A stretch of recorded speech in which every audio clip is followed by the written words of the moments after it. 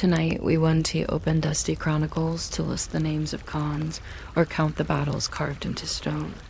Instead, we'll step onto a plane where the horizon is so wide, time itself feels small, where the sky doesn't just watch you. It weighs on you. Here, the wind is not a passing guest, but a permanent resident. And its voice has shaped everything. The way people move, the way they fight, even the way they greet the morning. Some say life on these steppes was measured not by hours or seasons, but by the distance to the next fire, the number of heartbeats before your horse shivered under you. Out here, justice traveled on horseback. Loyalty was sealed in blood, and a single command could send riders into the dark with nothing but the sound of hooves for company. So lower the lights. Let the weight of the step press gently against your chest. And if your breathing begins to match the steady rhythm of hooves fading into the horizon, that's just the night carrying you with it. If quiet journeys like this keep you company, you might consider subscribing. And if you share the time and place you're listening from, perhaps the next campfire will be waiting for you there. Out here, dawn isn't announced by clocks or roosters, but by the quiet, inevitable shift in the air, a faint brightness at the edge of the sky, the shuffle of boots finding their place, the muffled snort of a horse shaking off the cold. You feel it before you see it, the day pressing against the night until one of them finally yields. Your fingers learn the knots on the tent ropes by memory. Felt is heavy when it is cold, so you tuck the edge back with your shoulder and pretend you are a door hinge. The east is not pink yet. It is a slow gray, like a stone deciding whether to be a cloud. You pull on your coat and it makes the small thunder that winter clothes make, a polite storm just for one person. There's no question of staying in bed, no bed to begin with.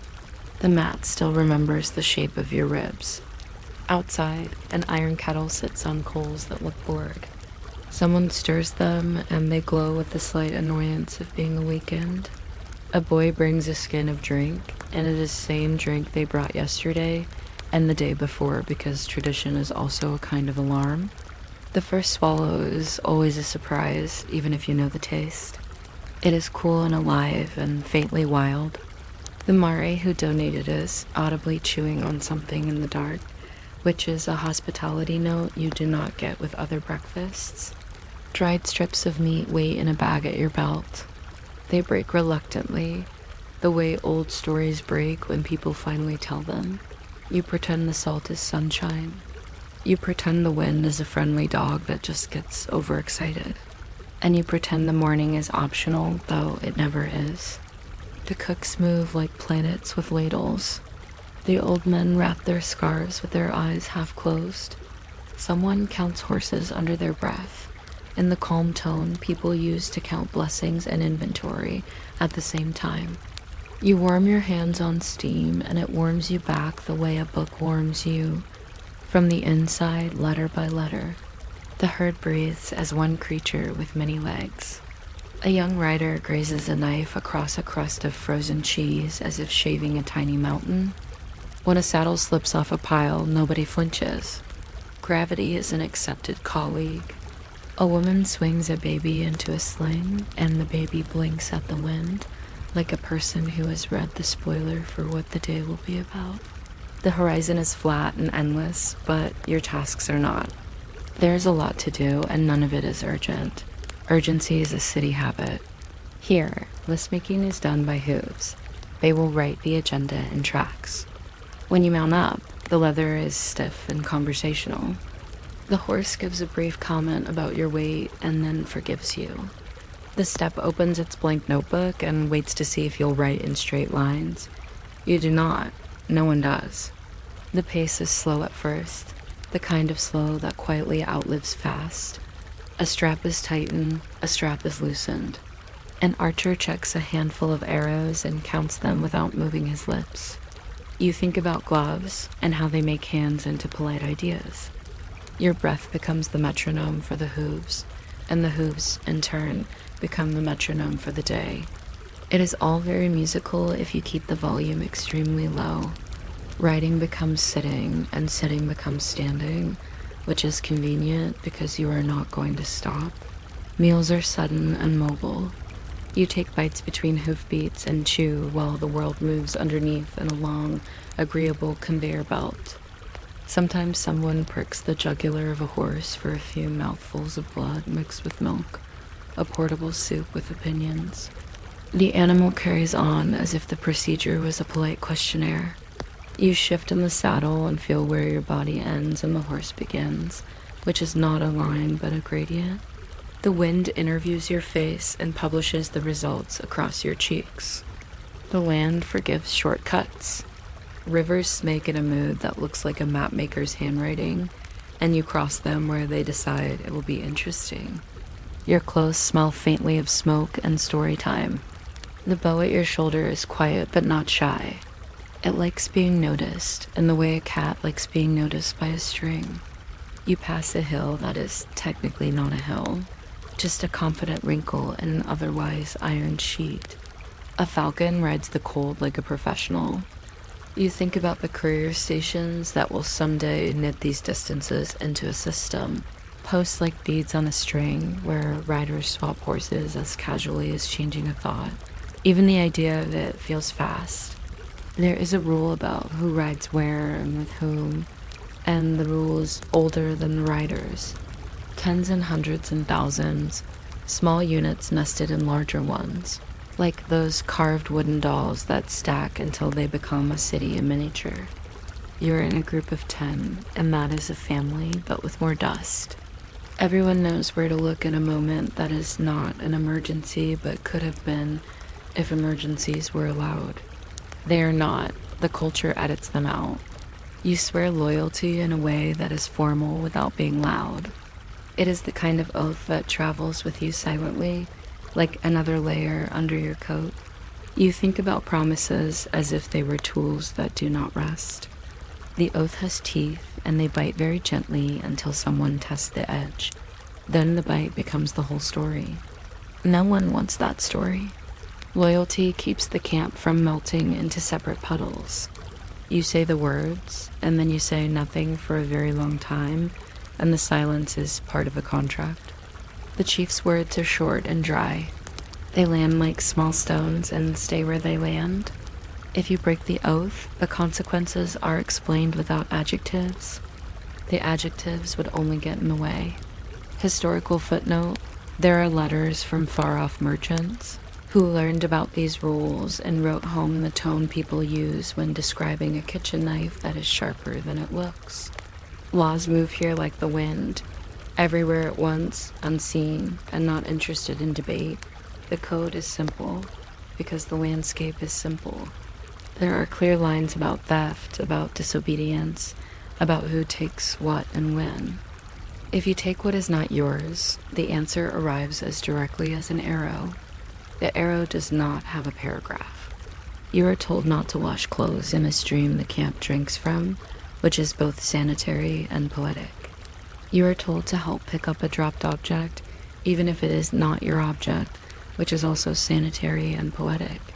If you misplace a horse, it is not a missing item. It is a lost argument with the entire way of life. People do not lose arguments with the way of life for very long. There are punishments the way there are fences, mostly invisible, but you feel them in your bones and in your good ideas about staying inside them. Stories pass in low voices about carpets used for purposes carpets do not dream of, and about trampling. Soft surfaces can be part of hard outcomes.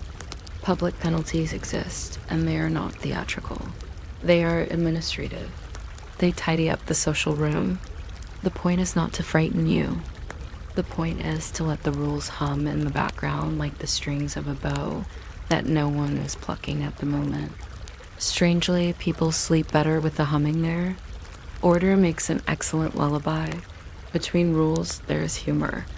Someone explains that the most dangerous crime of last summer was cutting the meat line, and they mean it. The man who tried to cut has a new respect for lines and for summers. A clerk complains that tally sticks splinter and proposes clay tablets, which is ambitious for a traveling government. A falconer claims his bird can judge character, which is a useful skill for a bird or anyone. In the evenings, an old woman tells the story of a distant king who demanded the water respect his feet, and everybody agrees the water did not get the memo. The laughter is small and round and does not disturb the horses. Night gathers in the same methodical way morning did, except in reverse, the light folding itself like a well-trained tent. You step into the yurt and it is a breathing thing. The smoke hole is a small moon with opinions about drafts. The fire does not roar, it thinks. Its thoughts are mostly about keeping the meat respectable and the air interesting. The walls hold the day in the way a coat holds a scent. You hang your bough where you can reach it without thinking, which is not alarmist. It is housekeeping. Space is a suggestion. You share it with family and with the objects that behave like family. The iron pot with a personality. The saddle that knows your weight by heart.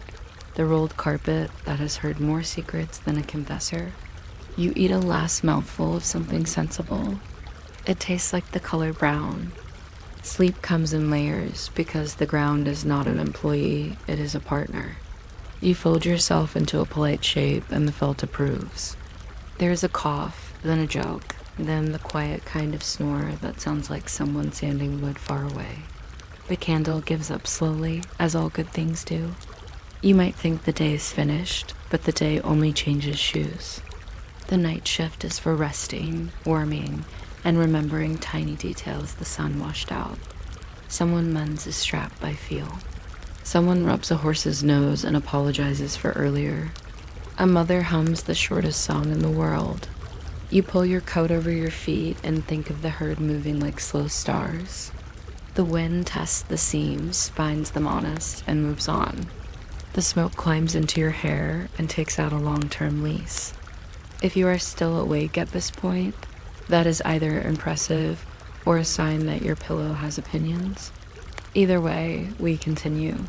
The first wake up is not an alarm, but a rumor.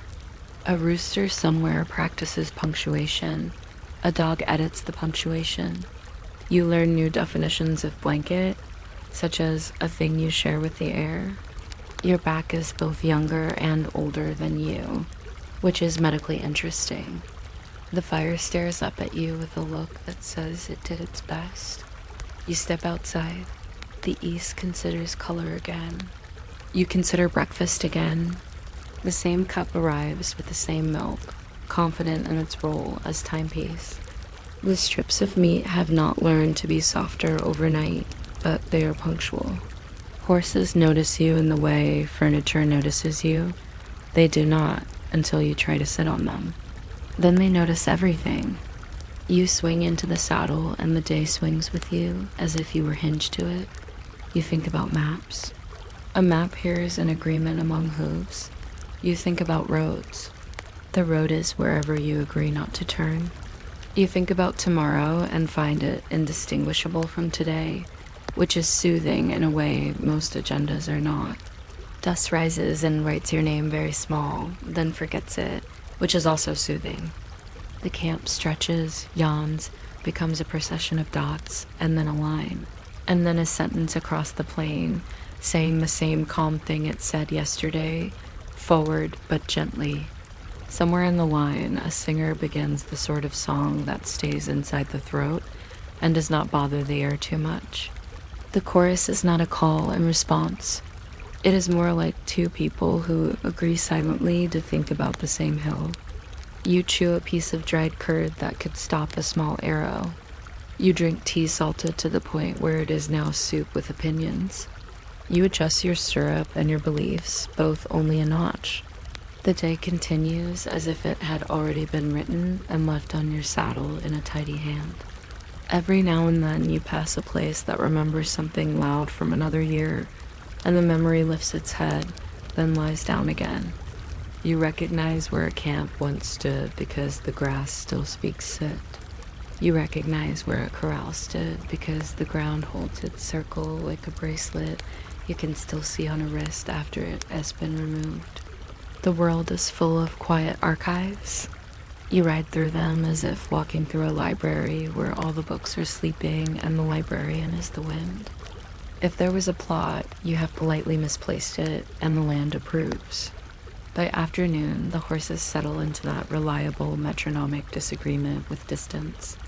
You consider the law again and find it unchanged. You consider the oath and find it sitting exactly where you left it, watching the horizon with its chin in its hand.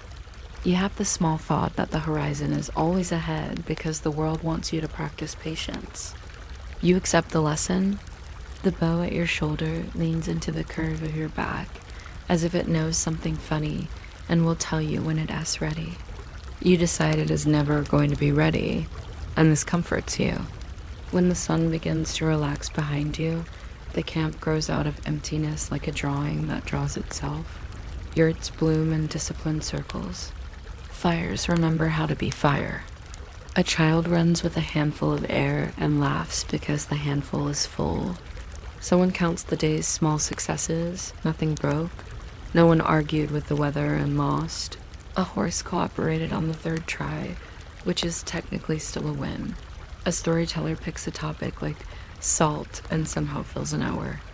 You realize you have learned 3 new ways to tie the same knot and will forget 2, which is the correct ratio. Later, when the light finishes what it was doing, you wander outside before sleep. The stars foul their quiet report. You can hear the faint chewing of the herd, which is the sound of a nation not being dramatic. The wind is now a linen sheet you fold and put away. Your hands remember the knots again. You close the tent as if closing a paragraph. Inside, the warmth meets you like a dog that believes all your decisions were wise. You lie down and the ground nods. Someone coughs once. Someone else snores a sentence fragment. You return to breathing as a hobby. And in the small space between awake and asleep, where facts become toys and toys become facts, you think of rules that ride with you, of O's that do not clink but somehow weigh more than metal, of horses that carry decisions as easily as they carry people, of mornings that rinse and repeat without apology. You think of lines of riders disappearing into a horizon that refuses to be finished, of bowls that measure time by emptying, of smoke that draws maps on rafters and then slowly erases them so tomorrow can start fresh. The fire lowers its voice to almost nothing and waits like a patient editor. The night continues its long, professional yawn, and you still hear, still listening, drift along beside it, as if you too were a small tent in a larger wind, comfortable, ordinary, and very gently moving nowhere at all. You might not expect a 13th century table of numbers to decide how heavy your breakfast should be, but that is exactly what it tried to do, patiently, with the authority of a sleepy school teacher and the optimism of a kitchen scale that never learned sarcasm. The rule was simple enough to be complicated. When wheat was cheap, a loaf was generous. When wheat was dear, a loaf became modest, as if the bread itself had been reading the market reports and adjusted its posture. If you're still awake by the time we compare bushels and quarters, you can subscribe, or you can simply let the thought drift away like flour dust. I promise I won't check the ledger. The bakehouse wakes before the people do. A fire stirs, then pretends it was already awake. Iron peels lean like oars against the wall. Barley and rye stand nearby as understudies, ready to step in if wheat forgets its lines. Someone lifts a lid from a jar of sour starter, and it sighs in a bubble language older than the king, mild and a little proud of what it has accomplished overnight. The measuring starts quietly, as all good measuring does. There is a wooden bucket with a line on the inside that claims to be a gallon, although the gallon insists on changing careers every few decades and occasionally grows longer legs. Next to it is the peck, which is 1/4 of a bushel, which is interesting if you enjoy fractions and unhelpful if you are hungry. The baker's hand moves in an old choreography: dip, level, pour, and that very gentle shake that suggests trust but also verification. Someone wipes the scales pan with the side of their sleeve, as if scales appreciate politeness. The flower makes soft ghosts along the beam when the window opens, not to be dramatic, just because light likes an excuse to do that. The notice board shows the price of a quarter of wheat set by distant men who enjoy meetings. That price marks across a printed column and tells the loaf what to weigh this morning, as if the bread were a polite clerk showing up at its desk, ready to be precisely itself. Dough happens, which is both a verb and a hobby. Salt is measured like an opinion enough to be noticed, not enough to start an argument. Water is warm in the way that convinces yeast to attend the meeting. When the wooden trough creaks, it is not a complaint, only a reminder that it has a history. Hands push, fold, and breathe in a rhythm that makes conversation unnecessary. The starter wanders from edge to edge, colonizing politely. Someone mentions that last year, during a very enthusiastic harvest, the white loaf known as wastel felt like a small pillow, and the darker cocket loaf felt like a gentleman in a simpler coat. These names do not help anyone sleep, but they do make the shelves look like a cast list. The dough is cut with a string because knives are persuasive, but strings are tidy. We could weigh every piece, and often we do because the law imagines scales as a kind of diplomacy. Visitors appear who are not customers. An officer of the town, whose job is to care about bread the way gardeners care about fences, arrives with a little book in which nothing exciting happens. He checks the standard weights stamped with a crown that once had sharper corners. A 1 pound weight sits on the pan like a very small, well-behaved rock. Half pounds and quarter pounds descend the scale like relatives arriving for a visit, each certain of their place. The baker places a test loaf on the other pan and watches the beam argue with gravity in a very civil way. If the loaf is generous by an ounce, that is called goodwill. If it is stingy by an ounce, that is called trouble. The officer makes a note either way, using a pencil that smells like wood when the page sighs. No one hurries. Hurrying would be a modern innovation, like electric light or the feeling of being chased by your own calendar. The oven is not yet ready to have opinions.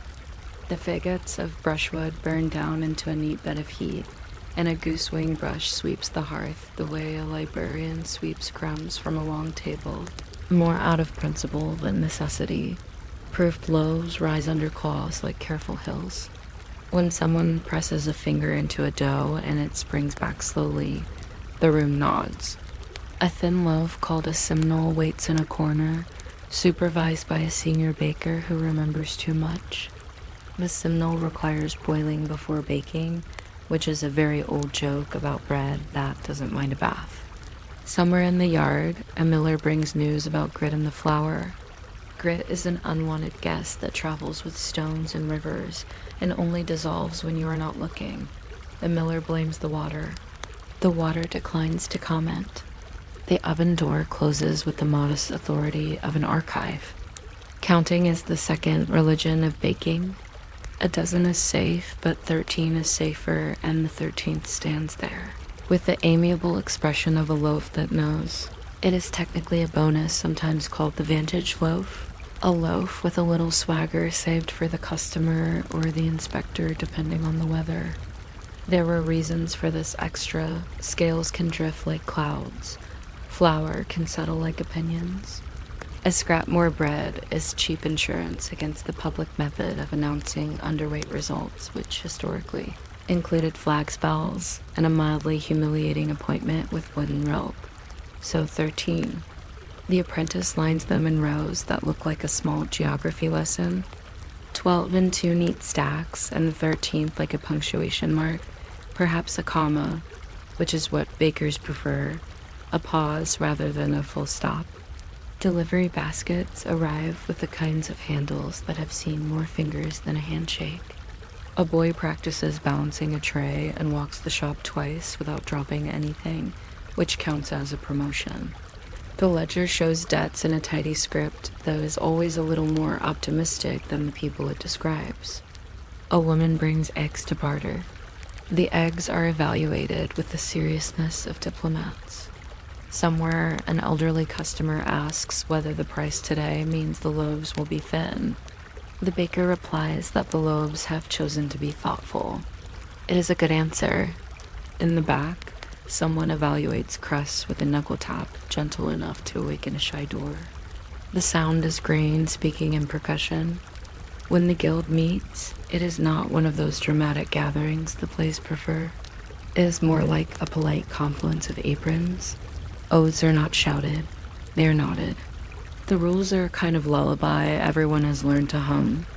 Keep the weights right, keep the flour clean, keep the oven hot. Do not be creative with bean flour unless the market is sighing. There's a fine if you bake on a saint's feast when the bell was clear about resting. There's a fine if you sell yesterday's bread as if it were today, as without saying something kindly honest like old but respectable.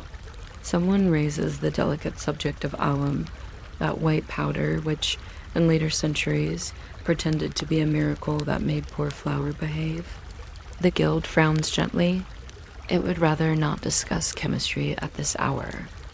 Stories circulate that the ale inspectors on the other side of town taste their way through the morning with studious dedication, discussing foam as if it were philosophy.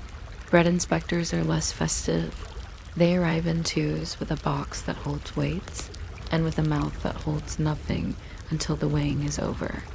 If the loaves sing the right note on the scale, the box closes with domestic satisfaction. If the loaves sing a lighter note, the box stays open like a question.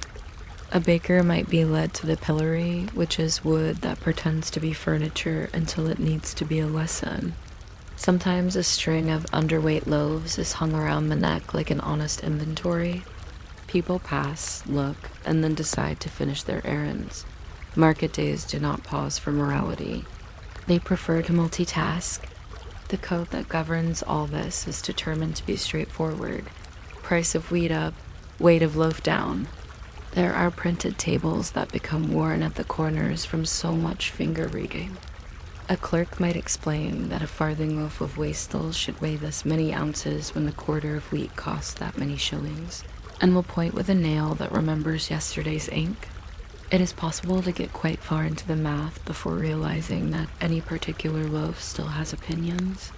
Moisture steals weight if you dawdle before weighing. Crust contributes or withholds depending on its mood.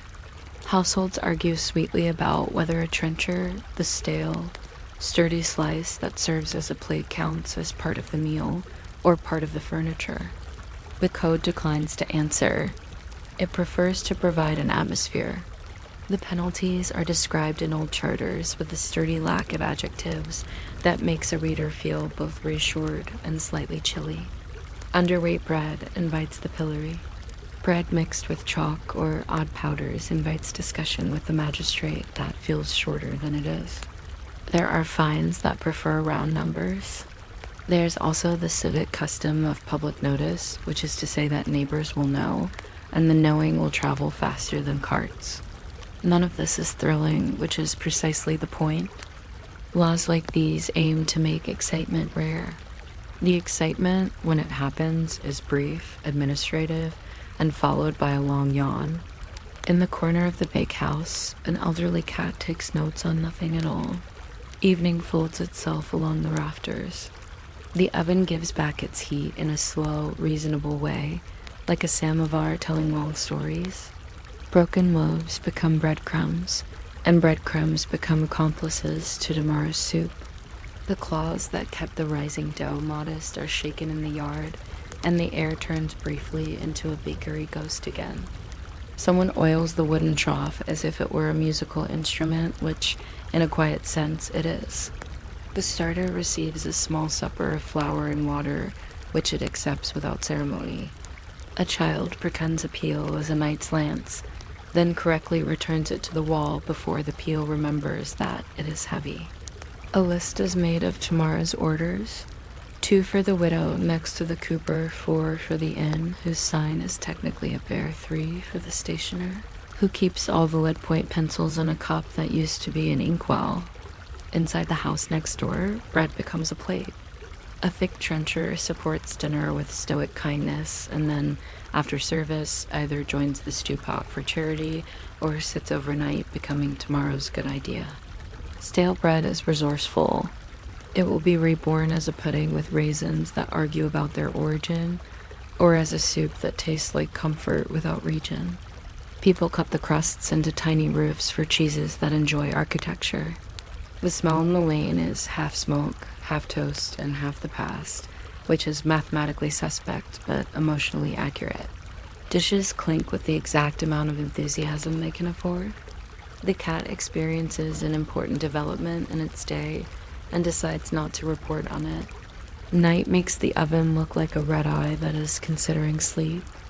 Embers are banked with the calm care you give to a friend who talks too much when overexcited. Someone scratches the date into the ledger and wanders into a paragraph about millstones, only to remember tomorrow, and then stops. The world outside is damp in its bones. Bread cools on its side to preserve a respectable crust. The baker closes his eyes and counts pecks backwards, which is surprisingly effective if you are searching for sleep and enjoy light arithmetic with scenery. In another room, a visitor from the country explains that their village still uses a table from a century ago and that its numbers look like a row of stubborn geese. The bed listens politely. In the very early morning, the kind that seems to believe in patience as a schedule, a bell somewhere considers ringing. The starter wakes up before anyone tells it to. It has plans.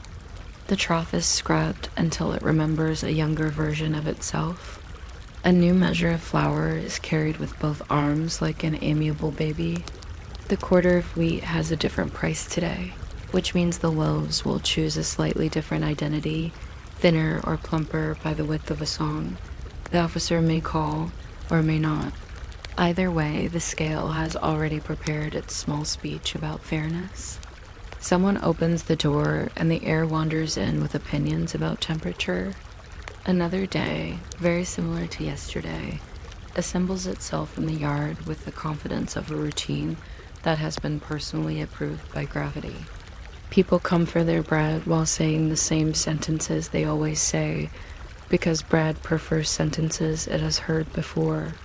There is the quiet exchange of coins for weight for days made easier by toasting, and crumbs that behave like stars on the tablecloth. The 13th loaf sits at the end of a row, ready to be given or to be counted, or simply to watch the other 12 with an expression of mild mentorship. A child reaches for it and is gently redirected. The law watches without blinking, which is what laws do when they are working. Outside, the street plays its usual piece for cart, hoof, and shoe. If you are still here, lulled by ounces and quarters and the diplomacy of ovens, you might notice how all of it hums in a key that never quite finishes, the kind of key that lets a day end without closing and lets the next one begin, as though a loaf had simply turned over on the shelf to get comfortable. By afternoon, the arithmetic feels like weather. No one needs to look at the table, because the table has already taught everyone what it will say. The baker will still weigh a sample to keep his friendship with the town meat. He will still keep a 13th loaf, because habits are cheaper than fines. He will still examine flour like a jeweler and water like a fortune teller. The cat will still investigate strategic corners. The guild will still remind itself to be ordinary. A traveler will buy a small loaf called a jannock and pronounce it respectable. Another will ask whether rye is fashionable and be told that rye does not follow fashion, it follows climate. Toward evening, when shadows put their elbows on the counter, the bakehouse grows quiet in the dignified way of places that have recently smelled magnificent. The last loaves leave as if they had other appointments, but will return to report. The scales are put away, still angled toward balance as if it were a window. The notice board with the price of wheat looks like a polite weather forecast for bread. Someone adds a strip of paper reminding anyone who reads it that crumbs feed birds and that birds pay their rent by making the morning interesting. It is a good policy. Above the door, the beam keeps a burn mark from a winter 3 years ago when the oven grew too friendly. Everyone remembers and no one mentions it. Night again, the trough dreams of waves. The oven stores a little warmth for conversation later. The ledger is closed and behaves like a pillow. Somewhere beyond the lane, in a room you cannot quite see, a family tears a loaf with the old ceremony that never learns to be bored with itself. Steam rises like the memory of a choir. A crust cracks in a way that sounds like agreement. Wait has become supper, and supper has become sleep. And the law that managed it all sits quietly in a book that nobody reaches for now. If you are drifting, that is all right. The table of numbers will still be here tomorrow, patient as ever, waiting to tell bread how to be itself, with just enough precision to make the world feel orderly and just enough softness to let the evening settle crumb by crumb into the kind of comfortable silence where ovens breathe. Cats dream, and the last thought of the day walks out to the yard, looks up at nothing in particular, and lets the night finish its sentence for it. You might not expect a field of barley to decide how long your toes should be, but that is roughly what happened when a humble grain became a small ruler, and then a very quiet way the backbone of shoe sizes. A single barley corn, chosen for its willingness to be average, stood in for a neat fraction of an inch and started telling leather what to do. Not loudly, grains are not famous for speeches, but persistently, as if patient arithmetic were a lifestyle. If you are still awake by the time we compare barley corns with Paris points, you can subscribe, or you can let that thought yawn and wander off without a coat. The workshop is barely awake, which is appropriate for something involving barley. Shutters lift, dusk performs a miniature sunrise in the beam, and the smell of wet leather and warm glue agrees to be the calendar. Most measuring begins with the foot itself placed on a board where generations of lines and tiny notches look like the margins of a medieval manuscript. A cord is laid along the longest toe and the back of the heel, and a mark is made that pretends to be permanent, even though feet have strong opinions about time. Today the line will become a number, and the number will pretend to be identity. Not destiny, nothing dramatic, just an honest, numerical midbeam. A barley corn is not an ambitious unit.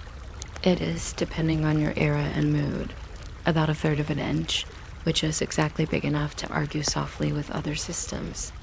The Paris point, for example, prefers 2/3 of a centimeter and stands a little straighter about it, like a student with good posture. You can watch the same foot move countries and become a new integer without changing shape. A kind of polite identity switch that shoes tolerate because shoes are used to compromise. The last, the wooden or iron foot shape that all cutting and stitching obey, lives on a shelf like a forest of quiet ghosts. They are cousins, not twins. A good last remembers the way a toe curls when thinking. In many centuries, there is no left and right, only straights, which are democratic in theory and resolutely non-specific in practice. The straight shoe asks the foot to decide its personality after purchase, a flexible policy that delights accountants and startles toes. A chalk line runs across a piece of hide, and the knife follows it with the confidence of a river that believes in maps. There is a tool for everything, and none of them are in a hurry. The awl waits to make a hole exactly the speed patience recommends. Bristles, actual boar bristles, are bound to the end of wax linen thread, because a thin, firm needle that can curve is a fine idea, and animals have always been good at providing solutions. The wax is sticky and has a personality a little like very cooperative honey. Pegging, which uses small wooden pegs instead of threads, holds fast with the tidy stubbornness of a hedgehog. In the corner, a pot of glue simmers with the temperament of porridge and the motto, "almost done." When the uppers meet the sole against the last firm opinion, the workshop becomes a circle. Hammer, breath, pull, and that pleasant thud that says a seam has agreed to be a seam. If the number assigned by the barleycorn table claims this is a size 8, The shoe accepts the compliment graciously, and it becomes the size in question, like a hat admitting it was, in fact, a hat all along. Cords and measuring sticks get cross-examined by the guild, which approaches precision as a civic duty. The Searchers of Leather, a job title that sounds like a hobby check, hides for thinness. You cannot see, but can feel if you believe in fingertips. Cordwainers work with new leather, cobblers with old, and neither is in a rush to switch careers. It is a friendly division, like librarians who prefer reference to circulation and will discuss it over soup. Weights sit on a shelf nearby to remind everyone that solace are not supposed to become wafers. You bring out the fitting stool, that low throne where customers learn things about their arches they didn't plan on learning. A child is measured while examining the moth, because children trust moths more than arithmetic. The clerk rakes the number in a ledger that records feet the way astronomers record comets, with dates, notes, and a hint of pride that anything can be quantified without shouting. The width of a shoe is a separate conversation, the sort held in a side room with letters instead of numbers. A seam's narrow, E is relaxed, and beyond that, the alphabet stretches into family names. It is like mail sorting, but for toes. You can trace a history of comfort in the progression from single letters to combinations, D, then E, then somewhere a G that insists on space the way a cat insists on sunlight. Half sizes arrive later and make a sensible argument for compromise, a kind of diplomacy between whole numbers. The Paris point observes from the continent that 2/3 of a centimeter is a whisper that carries surprisingly far. It becomes the language of many shoes because centimeters are unflappable. Meanwhile, in the barleycorn world, a size steps up or down and the change feels like a polite nod. Laces watch all of this quietly, ending enigmas that are small metal storytellers dedicated to preventing fray and despair. In a different century, a bootmaker heats an iron and smooths the sole like a person composing a letter. The iron leaves a gloss that convinces mud to reconsider. He taps small metal tips into the heel, called segs, which make a satisfying sound on stone, like punctuation for walking. Eyelets are punched with that clean pop that says fabric is cooperating. Gaiters in a military pattern wait by the bench, counted by pairs with the serene seriousness of laundry. A soldier's foot is measured twice because marching turns a foot into a philosophy. He receives a number, a letter, and a pair that are supposed to agree with each other. They usually do. Somewhere, a traveler orders riding boots with a top stiff enough to remember cavalry, but flexible enough to remember tea. The bootmaker nods and finds the last labeled with something like 10C, which is not poetry but is dependable. And dependable is a fine kind of lyric for ankles. Under the bench, a tidy pile of offcuts waits to become something smaller patches, straps, or little case for all points, the stuff a tidy mind invents out of leftovers. Scraps softer than reason become children's slippers. Scraps tougher than gossip become harness keepers. The patterns are rolled and tied with string that looks retired but isn't. A wooden measure marked in barleycorns leans in the corner, taller than dignity and older than any apprentice in the room.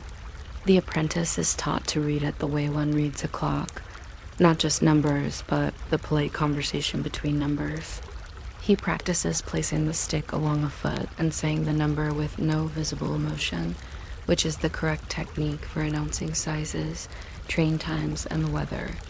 Customers arrive with feet that are sure of themselves and maps that are not. A farmer wants boots that do not argue with puddles. You show him a pair with a sole stitched by a method that resembles patient embroidery, except underfoot. A clerk wants shoes that understand stairs. You present something with a heel that believes in elevators before their time. A debutante requires satin that forgives dancing. It does, conditionally. A monk asks for sandals that breathe like philosophy. Somewhere in the stack of lasts, there is one shaped like the monk's charity, one shaped like the farmer's calendar and one shaped like the clerk's lunchtime. Sizes travel across this terrain like mild weather fronts. The barleycorn stick and the Paris tape coexist peacefully in the drawer, territorial only about splinters. Guild rules say nothing about dreams, but are very specific about stitches per inch. They say nothing about the moment when a new shoe squeaks like a mouse practicing the violin, but they are very firm about thickness. They do not address the feeling, familiar to everyone, that one foot is slightly larger because it believes it is in charge. The rules do not quarrel with feet. They quarrel only with people who make solace too thin in the pursuit of elegance, or too heavy in the pursuit of eternity. Somewhere in a city record, there is a notice about fines for selling shoes dyed with enthusiasm, but without permission. Color, like width, behaves better with a registry.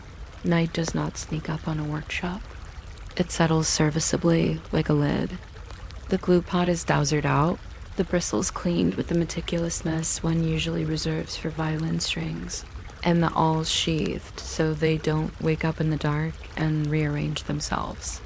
The last is slid off with a small ceremony, a gentle backward motion as if freeing a foot from a very patient handshake. The shoes rest on their sides to think about becoming. A pair of Patton's wooden overshoes with iron rings waits by the door for tomorrow's mud, which is scheduled. The floor is swept into a corner where dust seems to accumulate the way facts do, grain by grain, until someone makes a summary and throws it away. If you are still awake at this point, you might notice the special quiet of leather cooling, which is one of history's softer sounds. Morning begins the same way barley begins, politely. The measuring board remembers yesterday's feet and pretends not to. A new customer places a foot down with the hopeful seriousness people reserve for weighing fruit. The cord touches the toe, then the heel, and the chalk makes its faithful line. There is a moment when everyone pauses, as if to see whether the foot will grow an extra barleycorn right then and there out of sympathy with breakfast. It does not. The clerk consults the table that translates grains into integers. The foot shrugs, in a manner of speaking, and accepts its place in a kingdom where the distances are comfortable and everyone agrees about what a third of an inch feels like. Elsewhere, the Paris point continues its career with a tape that slides around heels as smoothly as conversation. There are nations where a shoe becomes a new number every 2/3 of a centimeter, which feels both generous and exact. A traveler discovers that she is a 38 in one city and a 5 in another, and decides this is her favorite magic trick. Meanwhile, in a narrower shop window, a small sign announces widths with letters arranged like a secret message. B, T, E. Someone comes in and whispers a letter, as if ordering a potion, and receives a pair that behaves like one. Width is a modest idea that makes a large difference, like a door left slightly ajar. There are curiosities that do not change the world, and most of them sit in the drawers.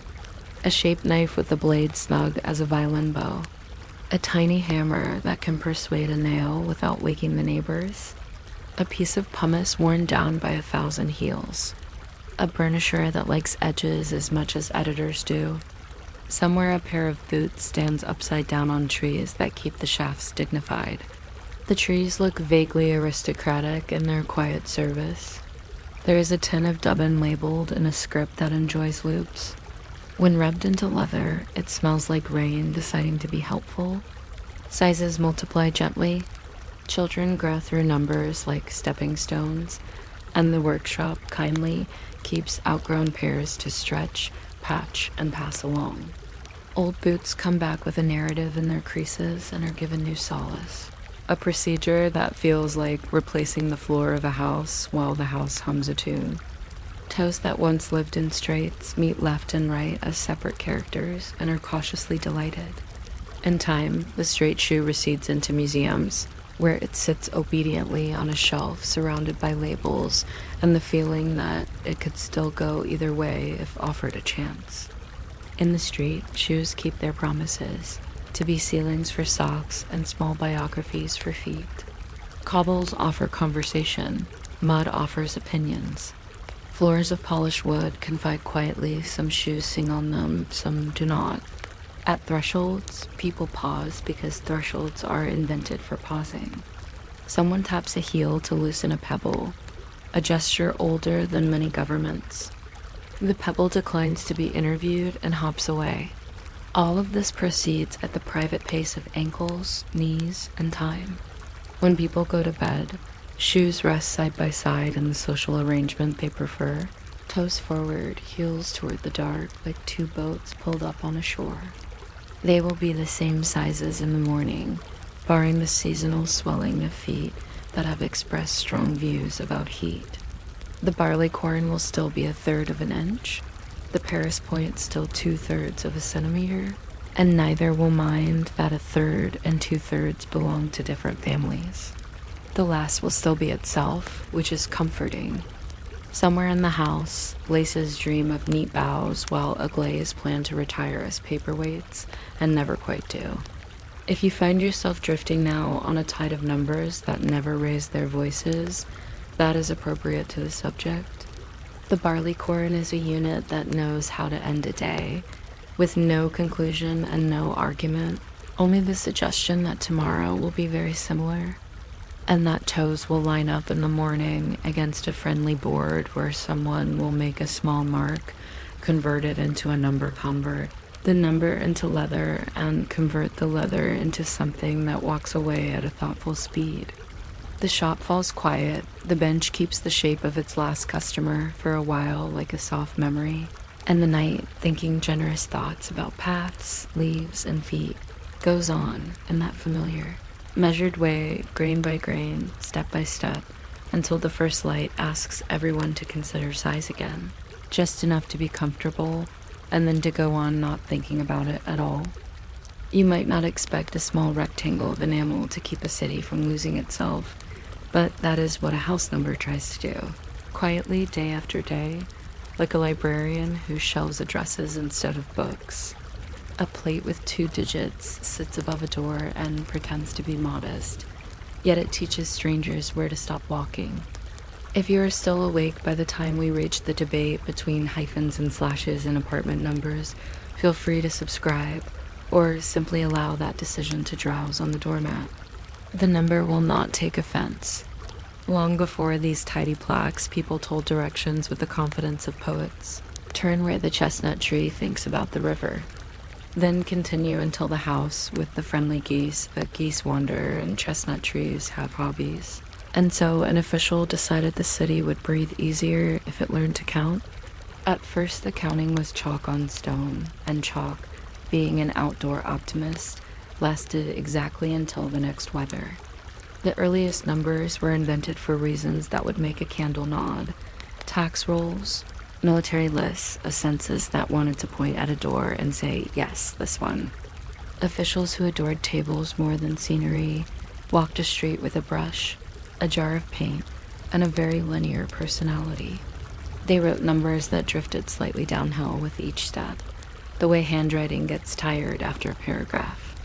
Sometimes they numbered a whole quarter without stopping, and a single street collected 3-digit ambitions that felt important at the time and confusing in the morning. A traveler might be told to find 297 by passing 113, 114, 115, and then a long silence. And then there it was, 297, resting after its journey through a neighborhood that hadn't asked to be a number line.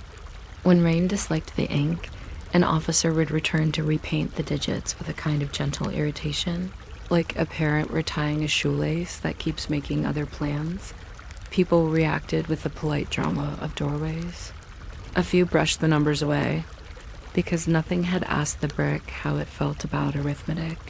Others copied them with a neatness that suggested pride. A landlady painted her new number on a wooden plaque shaped like a lemon because her husband had once sold lemons and nostalgia has practical applications. The mail, which was finding its professional identity, had an opinion. Numbers made maps less theoretical.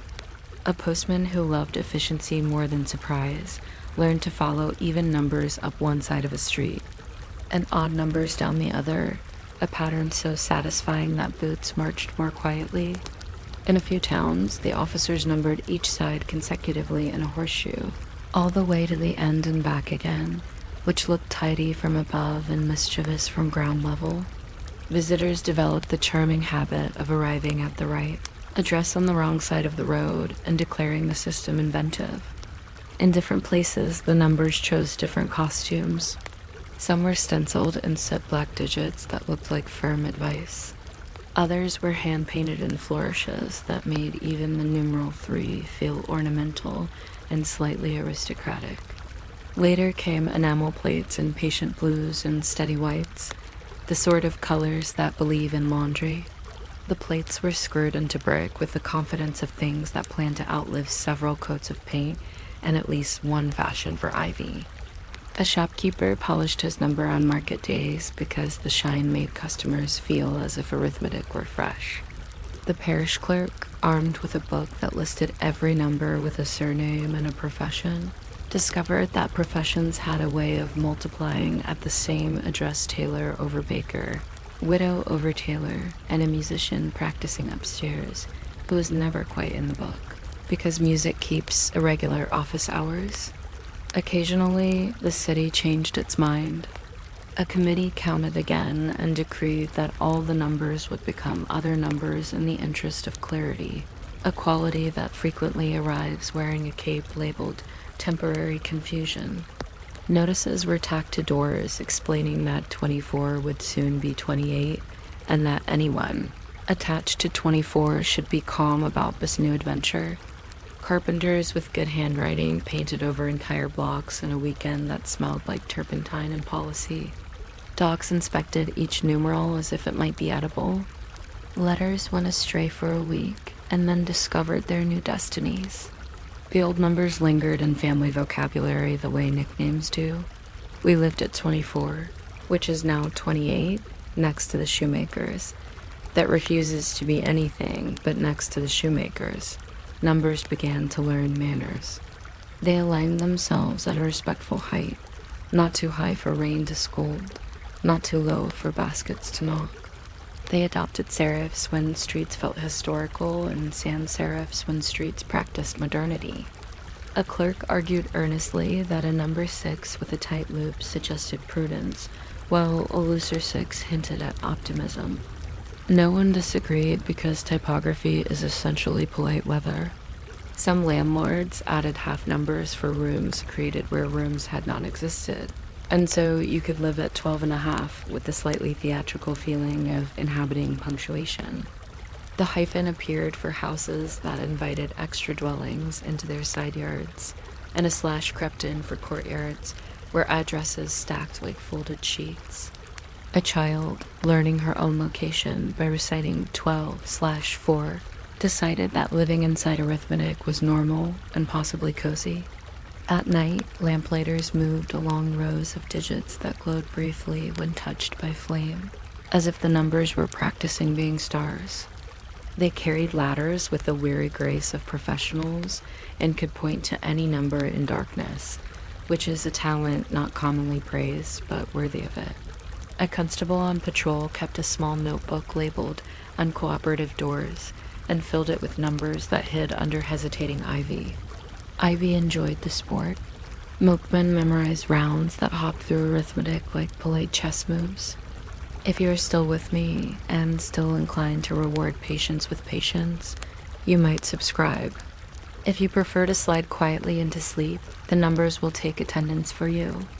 Directories bloomed, 1 page per street, numbers marching down with the restraint of good soldiers. 3. Barber. 5. Dressmaker. 7. Unexplained office. 9. Joiner. 11. Joiner again who insists he is not the same joiner. The printer chose small type as if to avoid weighing down the paper. A traveler unfolded a pocket map that resembled a handkerchief with the secret life of lines. He traced his finger along a street until his nail tapped a tiny cluster of squares. The numbers there introduced themselves with a modest bow. He walked out and found their physical counterparts, which seemed pleased to be recognized.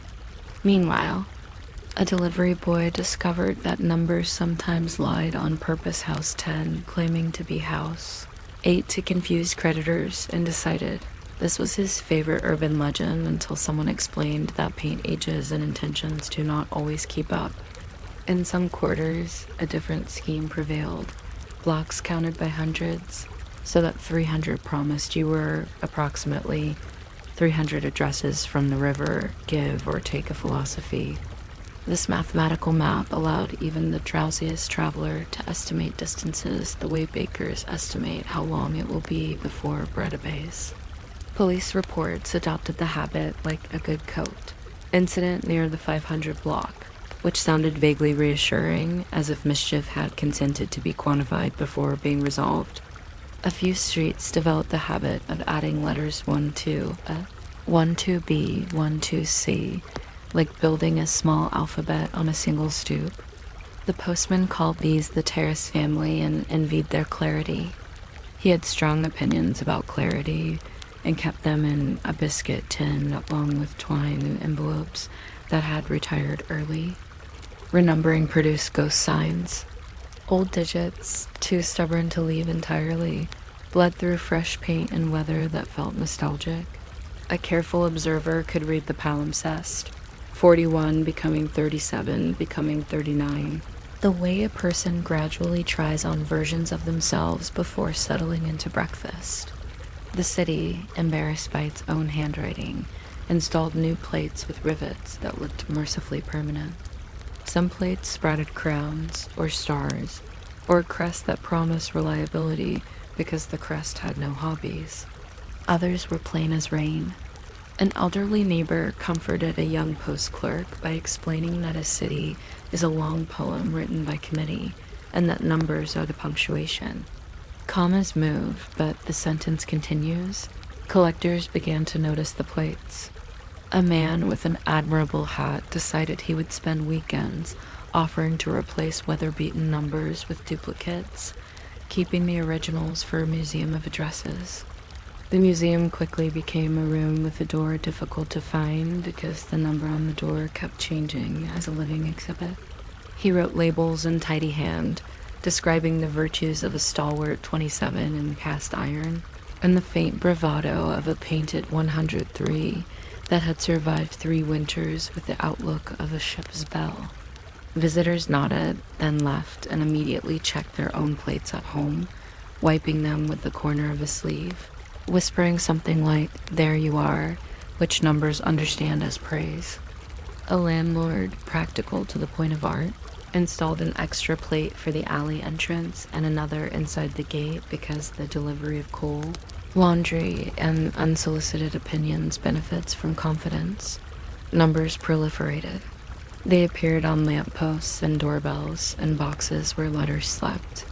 A tenant, enamored of order, painted small numerals on the garbage bins, creating what might be the world's most obedient family of cylinders. The superintendent, who loved tools the way some people love tea, stenciled the basement doors, boiler 1, boiler 2, and believed he had improved the universe. A child, remembering which floor was hers by counting the numbers on stairwell landings, developed a philosophy of ascent that served her into adulthood whenever confronted with bureaucracy or very tall cakes. There were arguments as mild as porridge. Should odd numbers be on the left or on the right as one leaves the river?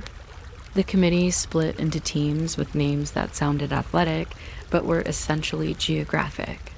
Should alleys have numbers at all, or should they borrow their dignity from the main street? This became an annual debate and a serviceable excuse for cakes.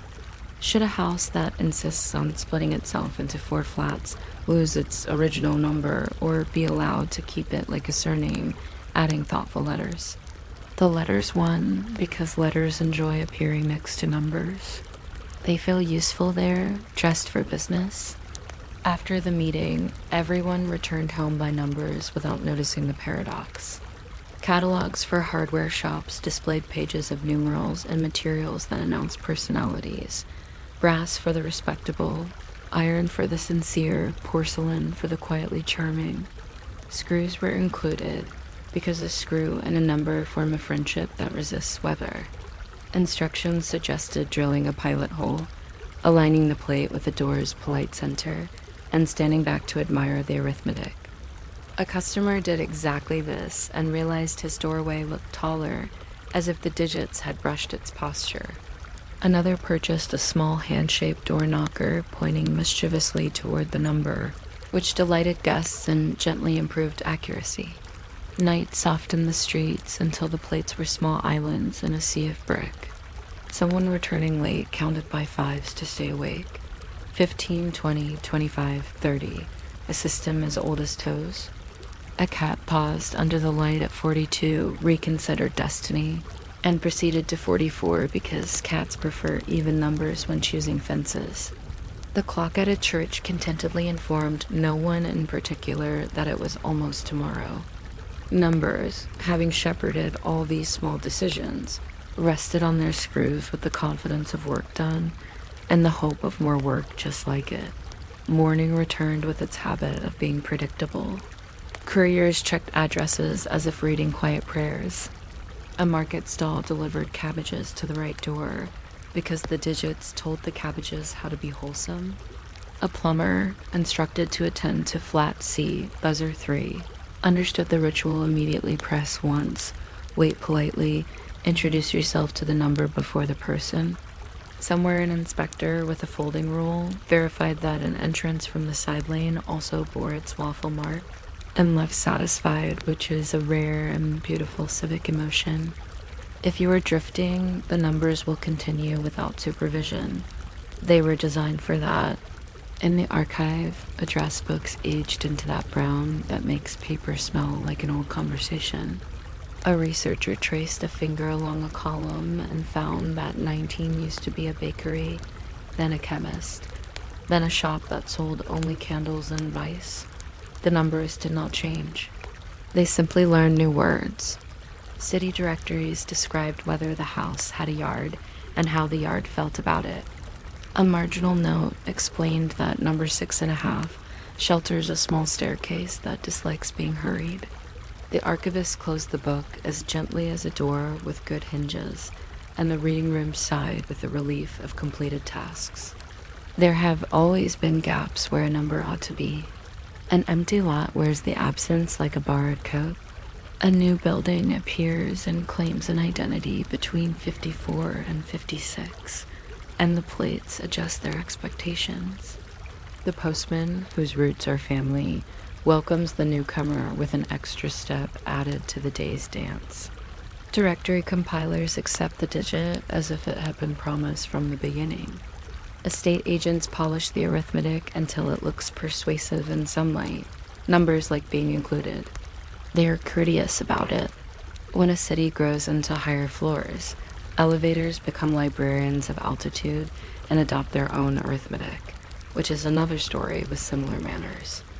The ground level numbers still matter most to the person who is cold, late, or carrying a cake.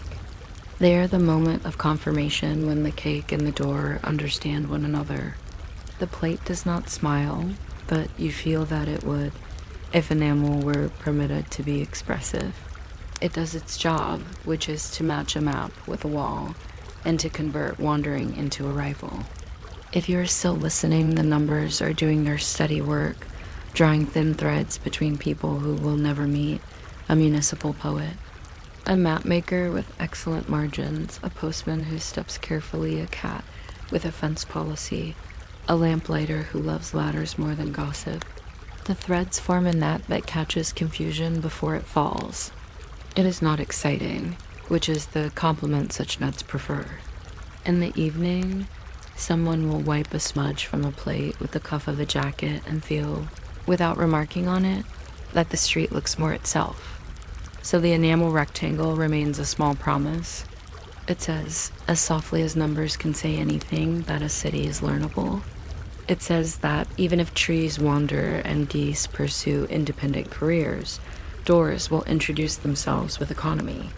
The plates will fade a little and be replaced and fade again like gentle tides. Directories will be updated with the stamina of calendars. Committees will argue, consume cakes, and argue again. And you, returning late with the ordinary load of being human, will glance up, see 2 digits looking back with unearned patience, and understand that you have arrived at precisely the amount of place you needed. No more, no less. Just enough to set the key, turn the lock, and let the night carry the rest of the sentence for you while the numbers keep watch. Unblinking, agreeable, and very, very good at counting until morning. You might not expect a thin rectangle of card to have a heartbeat, but in a quiet library drawer it does, steady and papery, like a small moth that learned to count. It lives between friends that look just like it, lined up like patient teeth, and it never hurries because the alphabet refuses to run. If you are still awake by the time we compare 25.431 with 636.8, you can subscribe, or you can let that idea curl up behind the out card and nap. I will keep whispering the geography of drawers either way. The card itself is ordinary in the way bread is ordinary. Cream-colored, faintly stiff, with a single hole drilled at the bottom center so a steel rod can slide through and keep it honest. Some cards are ruled, some are blank. Some have a name printed with a typewriter ribbon that smells like rain on pennies. In the corner, there is often a tiny code that looks like a secret. It is not a secret. It is a promise that the drawer knows where this card belongs better than most of us know where our keys belong. The first task of a card is to learn its number. The number is not proud or loud. It is a string of decimals that behaves like a polite spine. 940.1 for this, 398.2 for that, a decimal point that never gets excited. A shelf marker whispers that the world can be arranged by subject if you are patient about it. Cutter numbers arrive like surnames, letters paired with digits from a small table that resembles a phone book for consonants. Together, they produce an address that fits neatly on the top line, an address that points to a shelf the way a compass points to north. But with less magnetism and more furniture, the card accepts the number the way a house accepts weather. It does not argue, it does not file complaints. It simply becomes the latest resident of a very narrow street. Filing happens at a speed that suggests courtesy, not urgency. The drawer slides open with a wooden sigh that remembers varnish. The rod lifts, light and sure, and the cards lean forward as if offering their foreheads for a blessing. Fingers walk the edges. Names pass like soft drum beats. Adenauer, Aeschylus, Ainsworth, and the new card steps in between them, settling against a neighbor with the cozy correctness of a comma. Misfiles are rare, but they are also adventures. A card hiding one slot away can send a reader to a completely different shelf in a completely different century. This is not a disaster. It is merely a stroll taken by accident, which is one of the classic paths to learning about whales when you meant to learn about wheat. On the back, there are tracings, which are not the ghost of a title but a small family tree. They list the other entries under which the same thing can be found, in case you prefer subjects to authors or titles to subjects, or a shortcut so polite it looks like a detour. See also, the card suggests, in the tone of a friend pointing to a side street with better shade. Added entries tuck a poet under a movement, a composer under a form, a village under a river. You could follow these suggestions like breadcrumbs and wind up 3 drawers away holding a card that has the serene expression of having waited for you since 1923. Cards are very patient about time. They measure it in fingerprints. Every morning the drawers wake up and remember they are arranged. A librarian strolls past with a soft brush whose only job is to teach dust a sense of limits. The brass pulls get a quick polish with a cloth that has seen things. The label windows whisper their neighborhoods. 910 to 919 here. 920 to 929 there. Small paper streets with numerals for cobbles. Borrowers shuffle in with the shuffle particular to mornings. Someone wants maps, someone wants moths, Someone wants a book with a green cover that smells like onions, which is not much to go on, but the cards do not mind. They have met vaguer descriptions and still succeeded because paper forgives. If you open a drawer at the incorrect speed, the cards will fan like shallow water and then settle, as if embarrassed by their own enthusiasm. The rod always notices.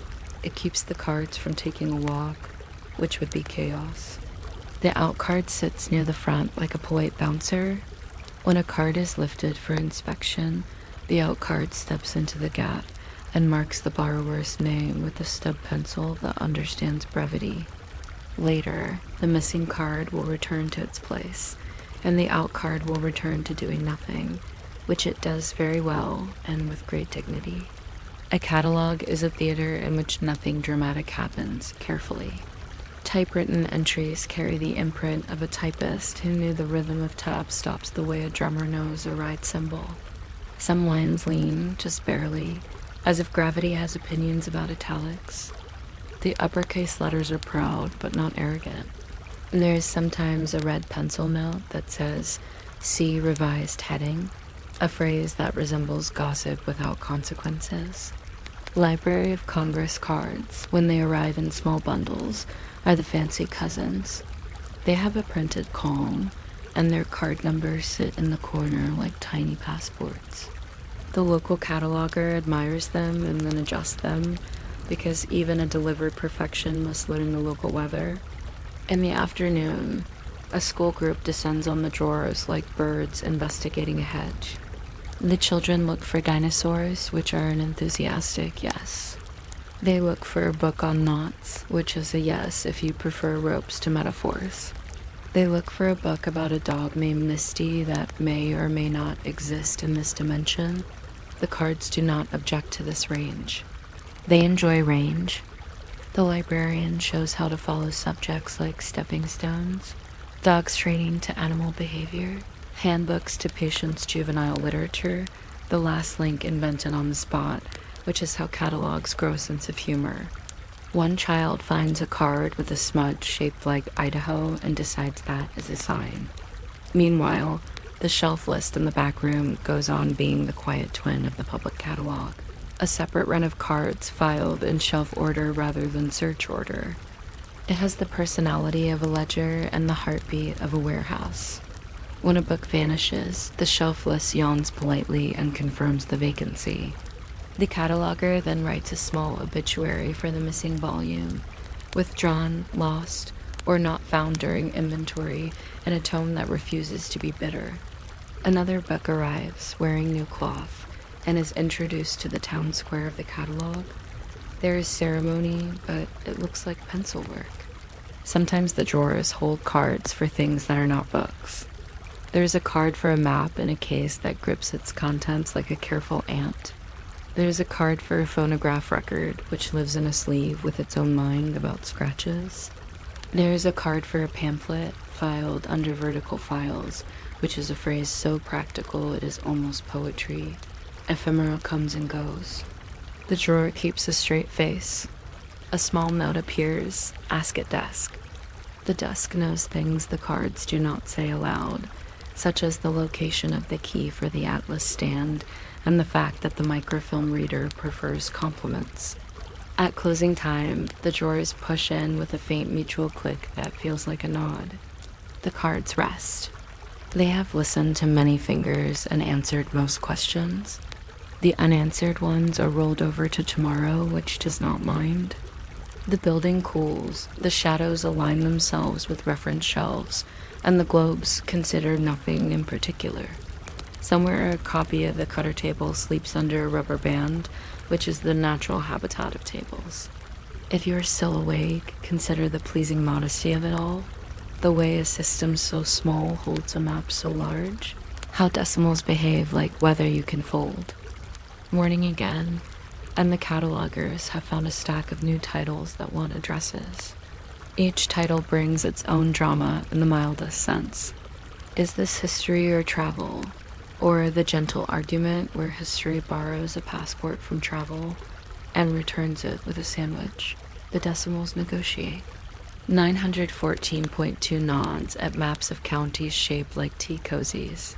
635.9 invites gardening essays that regard mulch as a philosophy. The cardstock jar contains rubber cement that makes sensible promises, and a tray of guide cards with taller tabs waits to be helpful. Tabs are tiny lighthouses. They divide a sea into lanes. The act of alphabetizing is an exercise in kindness. You compare Ellis to Ellison with the restful care of a person moving chairs so the room can breathe. When you reach names that share all the same letters for a remarkable stretch, you consult initials like a tiebreaker in a sport that doesn't believe in sport. Titles without authors take their places under words we do not bother to pronounce out loud. Articles are ignored unless they insist. The silent choreography continues. When you are done, nothing looks different to anyone else, and everything is better, which is the nature of small order. Some afternoons, a patron asks whether the drawers are obsolete. The drawers consider this an odd word. Obsolete is what happens to onions in a fruit bowl. Drawers are never obsolete. They are either busy or resting. The librarian smiles and mentions that electricity is helpful, but not required for wisdom, and that cards do not crash except into other cards, which they do gently and without data loss. The patron nods in a way that says maybe and goes to read under the west window where the sun behaves responsibly. The drawers are not offended. They know that certain kinds of asking are part of their job. Errors happen at a rate familiar to soup, occasionally and without malice. When a card wanders into the wrong letter neighborhood, a keen-eyed reader will mention it at the desk in a tone that suggests victory. The librarian thanks them with a friendliness proportional to the difficulty of the misfile, which is usually one slot. The card goes home. The reader goes home. The world persists. There is also the misprint so charming it is preserved, such as calling a violin a villian for one long week in spring until it is corrected with a small stroke of the pen that feels like rescuing a tiny creature from a puddle. There are cards for it laces so heavy they come with their own furniture, and the card says so. There are cards noting that a book includes illustrations, as if a friendly voice whispering, and pictures too. There are cards that remark in small type that the bibliography is extensive, which readers interpret either as promise or warning, depending on the weather of their ambition. A few cards carry the notation uncut, a small joke from another century in which readers were trusted to bring a knife. The present century brings its own jokes, most of them about photocopiers. Some libraries use color to get ahead of confusion. Biography receives a stripe of green. Travel might receive blue. Local history accepts red as if it had requested it. The colors shimmer through the drawer like polite fish. They do not clash. They announce themselves with all the drama of laundry hung in neat order on a sensible day. A guide card might say simply GRE, a tiny gate with letters for rails. Behind the gate live people whose names begin in that interval, from grandmothers to Greenland. People slide past the gate without thinking of it as a gate, which means it is successful. The afternoon wears on, and the air holds the smell of bookcloth, pencil, and that particular dust that only libraries manufacture, composed of patient doubts and the residue of curiosity. A man in a brown jacket flips cards with a practiced finger and then stops, reading a title that sounds like something a small town would net. He writes the call number on a slip, which he will give to a shelf that will accept it without comment. In the children's corner, someone yawns in a way that recommends it to others. The drawers seem pleased. Yawning and reading have never quarreled. When a book is withdrawn, the card receives a final note.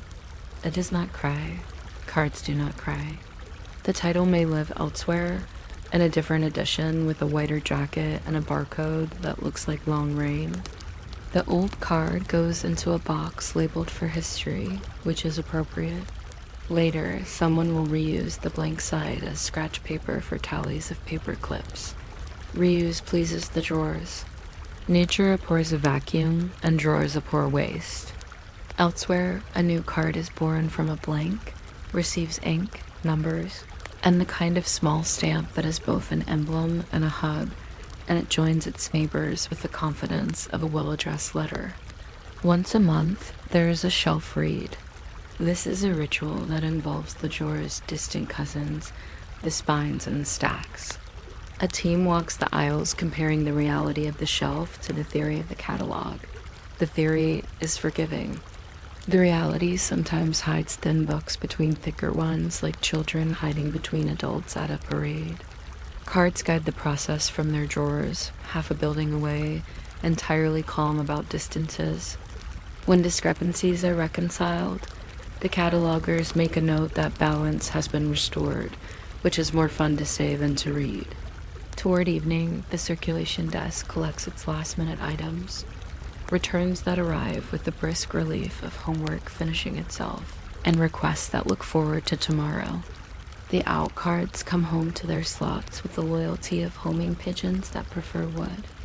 A patron slides a drawer closed with the soft care of someone who has learned the drawer's language. The rod settles. The cards, upright again, resemble a field of grain learning the wind. The librarian turns the key in the front door. The clock nods at itself. Night has a sound in a library. It is the sound of paper forgetting footsteps. The cards sleep in blocks, as if practicing glaciers. The decimals dream of precise weather. Cutter numbers count backward just to be friendly. In the morning, everything will wake in exactly the same order. If there is a disturbance, it will be the pleasant kind. A new title, a new subject, a newly curious person who likes the thrill of being told yes by a card. The drawer will give the yes softly. The shelves will echo it with cloth and wood. If you are drifting now, that is proper. The catalog is designed for it. It is an index of long breaths. It keeps chaos behind glass and offers the world in thin slices you can hold in one hand. The drawers will continue enumerating the visible, one card wide without applause. They will remain ready with their out cards and their guide tabs and their patient holes through which the steel rod passes, guarding against small flying adventures. In a century full of plugs and passwords, a drawer of cards still behaves like a village that never lost its manners. And so the cards rest, and the building rests, and the readers rest. A late moon looks in through high windows and finds all of it unbuzzy in the best way. Tomorrow the decimals will sit up and recite themselves. The tracings will suggest see also to anyone who cares to. And a small hand will pull a drawer and discover that even a rectangle of card has a voice suitable for bedtime. Soft, methodical, and sure of the way to the shelf.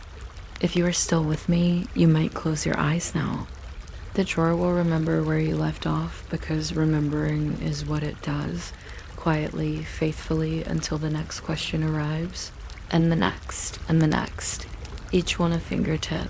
Each fingertip a promise that somewhere in the grain of paper there is an answer willing to stand up, say its number, and lead you down the aisle at a pace appropriate for sleep. You might not expect to flame the width of your little finger to manage a schedule, but for a very long time that is exactly what a candle tried to do with the calm competence of an office clerk who smells faintly of honey. A line scratched on wax meant a certain interval, another line meant another. The room watched the flame nibble downward as if time were a very polite snack. If you are still awake by the time we compare beeswax to tallow, you can subscribe, or you can let the thought wander off like a small curl of smoke. I will keep counting by sit either way. The first thing a candle clock asks for is shelter, no drafts. No dramatic windows, because minutes are skittish creatures and will bolt if a door is careless. Monks understood this better than anyone and built their darkness accordingly. A stub of wax became a bell ringer with no voice, telling its secret to the sacristan's eye. The monastic day, which liked order the way bread likes ovens, folded itself around the hour marks pressed into the candle like small horizons. The sexton lit the wick at a known height and left it to think. A drop pan waited beneath as attentively as a dog. The rule set matins would happen when a certain notch surrendered to heat, and the community unhurried, precise-lit wax declare when night had reached the correct flavor of late. Sometimes there were pins. A tiny nail could be set into the side at the correct hour so that when the heat softened the wax, gravity would express a mild opinion, a clink on a metal dish as modest as a teacup clearing its throat. In winter, the hours were longer and the rooms more interested in them. There is a tradition that a king once measured counsel by 6 equal candles whose duties were to take turns being exact. Whether or not the story is tidy history, it is unquestionably tidy. Beeswax, being a patient material with good posture, burned evenly and smelled like an improvement. Tallow, more democratic and occasionally adventurous, burned with a wobble and scented a room the way a barn recalls its youth. Catalogs of household goods, when they finally learned to have catalogs, recommended beeswax for accuracy and for a pleasant afternoon, and tallow for any event that could tolerate a shrug. Wicks mattered. A plaited cotton wick that curled as it burned needed no trimming and behaved like a professional. The old square-woven wicks stood straight and asked for frequent haircuts with a little pair of scissor tongs that looked like something a dentist would leave behind at a party. If this sounds fussy, it was, but time is fussy. Even with gears, we are merely hiding the fuss. It was possible, with enough wax and a reliable table, to learn how long a candle of a certain diameter would last. The household book might note that a candle of 12 to the pound descends an inch each quarter hour, provided the room minds its manners. A cook could poach an egg by candle if inclined to experiment, though the egg would be the kind of egg that takes notes. Travelers carried short, minute candles for games of patience and for the exact browning of toasts. The game was not to win, but to survive the half-inch. A clerk in a counting house let a narrow taper remind him when it was time to check the tally of barrels again, which he did with the particular cheerfulness of people who love sums and daylight equally. Watchmen in some towns carried horn lanterns with a marked candle inside, and the chief watchman enjoyed recording how long the rounds had taken by how far the wax had retreated. This was both sensible and vaguely accusatory, like a biscuit tin that always knows if someone has been charming at it. Naval officers liked sandglasses better at seawater as unkind to wax, but a stout cabin could still keep a quarter candle for gentle reminders, especially when romance and regulations met on the subject of lamps past midnight. A captain who permitted a candle to decide when it was bedtime could later say that policy had been consulted. The crew, who already knew what bedtime looked like, agreed to respect policy. There were alarm candles meant to wake the absent-minded. You set a nail at the intended hour and balanced a small metal dish on the nail's head. The candle did its slow arithmetic. When the wax surrendered the nail, the dish fell with a sound that was not loud but was very committed. It was a domestic thunderclap in the scale of teaspoons. A scholar woke from a history of bishops to a little clang, nodded as if he had planned this, and moved from bishops to footnotes. A weaver woke to turn off the warp weight and muttered that timekeeping was bossy. In towns with a taste for law, there were penalties for walking about with unshuttered lights. Sparks in neighborhoods had poor chemistry. Candles respected this by minding their own walls. East of all this accuracy by drip, people encouraged time to smell good. An incense clock measures not the exhaustion of wax, but the journey of scent. In certain Chinese households, a powder of sandalwood and herb was pressed into a long trail on a bed of ash, like a dragon asleep after handwriting practice. The trail burned along its thin road with the unflappable confidence of ants. Perfumed knots built into the path gave small bursts of statement at intervals, a rise in fragrance that told the attentive nose the hour had gone by and the tea was ready to be told so. Thread weights suspended in the ash fell through at scheduled points and made soft sounds against little plates. A system that feels like it should come with poetry and often did. In Japan, coils of time hung like paper moons. A single length of incense spiraled on a frame and burned inward toward its center with no drama, which is an achievement in any culture. Merchants hung coils in shops, so that the clerk could say with the authority of assent that yes, you have stood here, discussing the merits of this lacquer for 1.5 coils, let us choose the black. The Edo hour, which stretched and compressed with the sun, made mechanical clocks nervous. Incense did not mind. It burned through the unequal day with the patience of a clerk.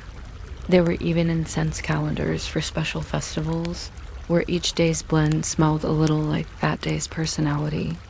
If you are still awake at this idea days with personalities, you have a very generous imagination and might be interested in subscribing to the gentle sport of aroma arithmetic. Back in Europe, especially in north rooms suspicious of windows, there were candles with painted scales behind them. A strip of parchment stood at the candle's shoulder and provided the kind of companionship mathematicians prefer, numbered, unfussy, and upright. The candle sank, the shadow rose, the marks agreed. It was not the sun. No one pretended it was the sun. But the shadow carried itself with a certain dignity, like a cousin who visits often and always leaves on time. In larger houses, a servant might be told to read the candle instead of the clock if the clock were sulking, a frequent condition in machines that had to choose between showing off and accuracy.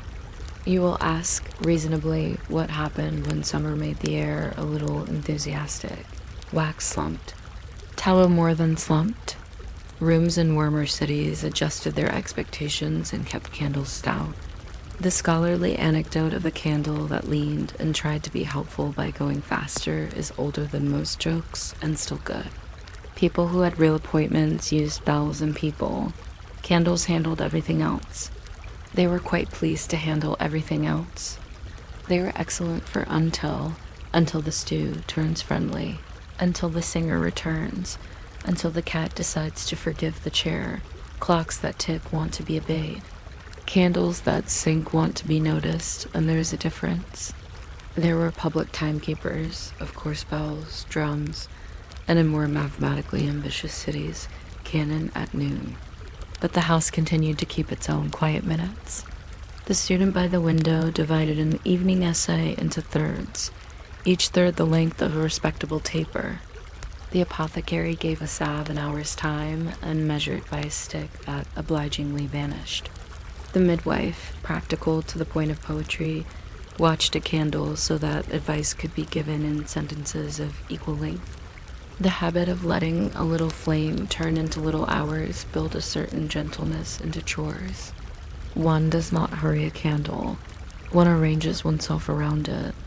Artisans invented oddities because oddities are fun and sometimes useful. There were candles that hid a small, spring-driven singing bird at the base so that, when the wax finally released a pin, the bird announced an appointment to be surprised. There were devotional candles that relit themselves from a wick doubly threaded through in case piety needed a second chance. There were travel candles and folding tins, the lids engraved with timid arithmetic for impatient soup. There were courtship candles, which is to say, candles adjusted to burn a certain length so that parents could plausibly pretend to measure, visiting time without thinking too hard about the part of visiting that is not measurable. The wax, not versed in nuance, obeyed its inches and never had to answer for anything. Candle clocks enjoyed a long twilight even after brass began to spin minutes with confidence. In farmhouses, the clock on the wall announced its opinion, and the candle on the table announced its plan. The plan was usually stew, mending, a page or 3, and a respectful approach to yawning. When matches made lighting faster and kerosene made light brighter, the old habit persisted in kitchens and studies. A little ritual that takes up less space than a notebook. You light a candle at a line and agree with it in advance. There are worse treaties, there are louder ones. In a few towns, the lamplighter used a marked taper to pace his route. If the taper had consumed 2 inches by the time he reached the last street, He congratulated himself on keeping his legs in the same century as his ladder. On foggy nights, flame became both clock and compass, though neither was told about it. Watchmakers shook their heads kindly and polished their escapements. They liked candles the way a chef likes wood fires, romantic, respectable, good for telling stories about before. Measuring by scent and flame left behind a small literature of advice that is, in its way, an anthology of bedtime. Keep the wick modest, pride makes smoke. Trim with shears, not fingers. Wax forgives, skin forgets. Do not set a taper by a window that has opinions. Weigh beeswax at market. Honest wax agrees with your hand. If you must time a letter to a friend, burn to the second mark, then write until the third. Affection fits comfortably between them. These are practical sentences disguised as lullabies, or lullabies disguised as practical sentences. Either way, the room approves. Of course, fire watches you back. Even the most obedient candle has a temper on the rare day a curtain flirts with it. The history of timekeeping includes the history of caution. Clay saucers, lanterns with mica windows, worry turned into hardware. A good household knew which tables welcomed flame and which surfaces disliked it. Candle boxes lived on walls to keep mice from deciding on a midnight seminar. The wax learned to wait. When mechanical clocks learned to behave indoors with less persuasion, candle arithmetic withdrew like an elderly accountant who still keeps a ledger for pleasure. But the arithmetic remains in corners. Birthday candles are not about time, but they still burn a sentence you can watch. Advent tapers acknowledge the social value of countdowns. A cook staring at the tops of meringues is doing a kind of candle math, even if the candles now glow as coils beneath glass. And in power cuts, the old contract returns without argument. Light, a little warm, a little unsteady, divides the evening into the size of its own breath. In museums, a visitor pauses beside a brass stand with an iron spike and a ruler etched into one side. The placard explains candle clocks in a voice that is both proud and slightly sleepy. The visitor imagines a room that smelled of bees and books, and hears a dish receiving a nail with a polite clink. A coil of incense in a glass case suggests that time can be a perfume, which is surely one of the kinder ideas humans have had about schedules. Another visitor peeks into a reproduction monk's cell, where a candle wears scratches like a belt, and decides it would be pleasant to let midnight be measured by a stripe that disappears instead of a hand that insists. If you are still with me, you have traveled a long way by very small flames. We have let pinheads fall, watched smoke calligraphy spell minutes on rafters, counted by coils, and given errands to wicks. None of this asks for applause. The candle does not clap for itself. It simply shortens, and in shortening, makes time behave like a companion instead of a supervisor. The last inch is amiable. The last half inch is philosophical. The last quarter of an inch suggests brushing your teeth. And then somewhere between the final glow and the little thread of smoke that always resembles agreement, the room resumes the oldest schedule of all, sitting still doing nothing in particular, letting the dark keep the rest of the ledger. So the candle clock, which never had a face, keeps its character. It says that hours can be soft enough to fold. It says that precision is welcome but not compulsory. It says that a bell can be rung by heat and that a morning can be invited by scent. In the very end, after the matches go back to their box and the window turns into a patient mirror, you can almost hear the old arithmetic smiling to itself. 1 mark, 2 marks tea, 1 mark, 2 marks bed. The flame closes its eye, the wax keeps its secrets, and the night moves on at a speed that does not need a dial. Only a little light deciding, very gently, when to be less. You might not expect the sheet of paper to have a favorite shape, but it does, and once it found the one it liked, it kept folding itself into smaller versions of the same thought as if repetition were a lullaby. The old mills knew this before the math did. In a room that smelled faintly of warm linen and cold water, a vatman dipped a wire mold into a slurry. The consistency of thin porridge lifted it and let the water run away while the fibers decided to hold hands. The decal frame gave the sheet its edges, soft and feathery, like a whisper with boundaries. If you're still awake by the time we reach the business about 210 by 297, you can subscribe or you can leave that decision to the envelope. It understands commitment. The fresh sheet was laid onto felt, then another felt, then another sheet. A quiet sandwich of damp intentions pressed under a weight that behaved like gravity with a contract. By evening, the lofts were full of pages hanging from cords with wooden pegs, all of them drying at the speed of conversation, and every so often one carried a watermark, a thin wire emblem impressed in the mold, an invisible tattoo that only sunlight could read.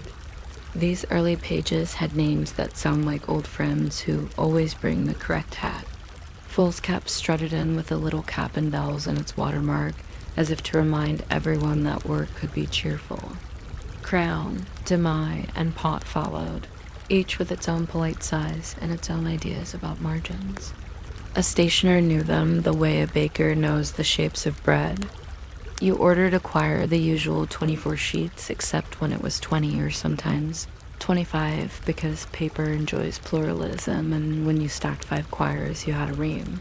Nominally 480 sheets, occasionally 500, rarely what it said on the wrapper, which made it not dishonest so much as traditional. The distinction between laid paper, with its faint ladder of chain lines, and wove paper, smoothed into a gentle silence by a woven mesh, mattered to people who touched pages for a living. A pen glided differently, ink paused differently. The page, if you listened closely, made a small sound like starch deciding to be useful. The mills themselves were engines of patience. Rag pickers brought bundles of retired shirts and old tablecloths. The fabric of other people's dinners boiled into second careers. Beaters softened the fibers until they forgot their previous names. Gelatin sizing gave the surface a little posture so that ink wouldn't wander like a tourist and letters could keep their addresses. A foreman kept a book because someone always should. In it he recorded the day's vat temperature, the number of molds lifted, and whether the wind had been uncooperative. When a run was destined for ledgers, the sheets were ruled by a machine that hummed lines into being blue for obedience, red for totals, the quiet geometry of commerce. It is possible to fall asleep to the sound of ruling. Clerks did it for centuries without needing to apologize. Elsewhere, in a room with a typewriter that sounded like a polite hailstorm, a different rectangle was developing a personality. Inches made their case the way inches do, firmly with shoes on. The desk drawers fit 8.5 by 11 because the drawers had been taught to do so. Filing cabinets learned that width the way dogs learn their names. Carbon paper slipped between pages like a servant with impeccable timing. Onion skin fluttered if you breathed on it, helpful for airmail and unhelpful for stern letters. Legal size, longer by a thought, liked to peep out of folders like a bookmark with opinions. It is hard to say whether inches were practical or simply habitual. Like teacups and door handles, they worked because they had been around long enough to teach people how to reach for them. Yet somewhere else, in a quieter office where graph paper was discussing philosophy with pencils, Horatio was practicing a party trick.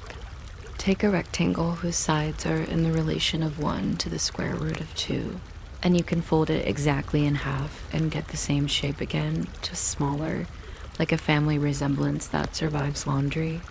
This is the kind of idea mathematics likes, modest, symmetrical, and good at meeting deadlines.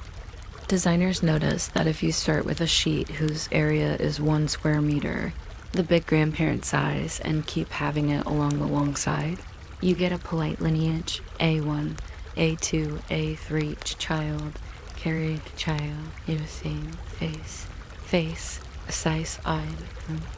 Printers cheered because scaling kept margins honest. Photocopiers, when they later learned to be helpful, adopted a simple spell: 141% to go up one size, 71% to go down, the arithmetic of elevators spoken softly. Before the ratio dressed itself in letters and became international, paper lived in lively regional dialects. Broadsides shouted in double demi and royal.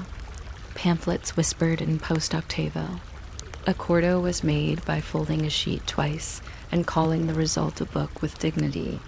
Impositions the little dances pages do before they become signatures made pressmen feel clever, and readers feel that pages always knew exactly which neighbor to sit beside. Printers kept drawers of chase furniture, metal blocks that corralled type, moving them around with the serene confidence of people who can summarize a rectangle. Between all these habits lay an old truth: if you can fold something in half, and it still looks like itself, you can make a booklet without arguing about geometry over lunch. A 4, when it finally picked its name and started showing up everywhere, behaved like a middle child people find it easy to like. Tall enough to matter, short enough to fit into a sensible file, it sat on desks and invited pens to practice their good handwriting. A3, its larger sibling, enjoys being folded to make A4 booklets. A 5, the smaller one, is for lists written at bus stops and the exact number of poems that happen in a waiting room. There are cousins, the B series for posters that enjoy breathing room, the C series for envelopes that fit A sheets like a handshake proof that even in stationery, families are helpful. Envelopes C5 accept A4 once folded. C4 accepts at whole. C6 waits for a 6 with patience that resembles smugness. The logic is embarrassingly tidy. It lulls printers into respect. If you are still awake and wondering about hole punches, they too have their songs. 2 holes for a file that prefers simplicity. 4 for a binder that has imagined thunderstorms and is prepared. In other places, a trio of holes sits politely along the edge, equally spaced like a small constellation that refuses to be dramatic. Reinforcement rings in white or craft brown make the paper feel armored, a knight in cardboard shining. Tabs bloom at the edge of folders in alphabetical gardens where M often looks indulgent and S keeps borrowing neighboring real estate. A stapler takes up a position like a gatekeeper with a calm handshake. Staples, bent once, behave like decisions. Bent twice, they behave like fences. There were holdouts and will be again because paper sizes are also feelings. The office that loves 8.5 by 11 has learned to fold a 4 at a particular shrug. The office devoted to a 4 learns, with mild amusement, that letter does not ask permission before being slightly wider than envelopes expected. Photocopiers, being social creatures, keep trace for both, as if hosting a dinner party where everyone brings a familiar friend. The people at the machine do not need to know about square roots. They press fit to page and feel that the future is manageable. The machine hums the key of C, musically neutral, and slowly warms the room until someone thinks about tea. Paper loves to be named beyond mere size. It asks whether you prefer 80 grams per square meter or 100, and the question sounds like manners. Bond speaks with cotton in its voice. Vellum pretends to be an animal and gets away with it. Bristol is cheerful, Index is purposeful, newsprint is honest about being temporary. Watermarks in modern sheets are the shy descendants of the old wire devices. The dandy roll lays the ghost into the web, so that light, nosy as ever, can see the ancestry. There are shades that lean toward cream, toward ivory, toward something named snow but warmer.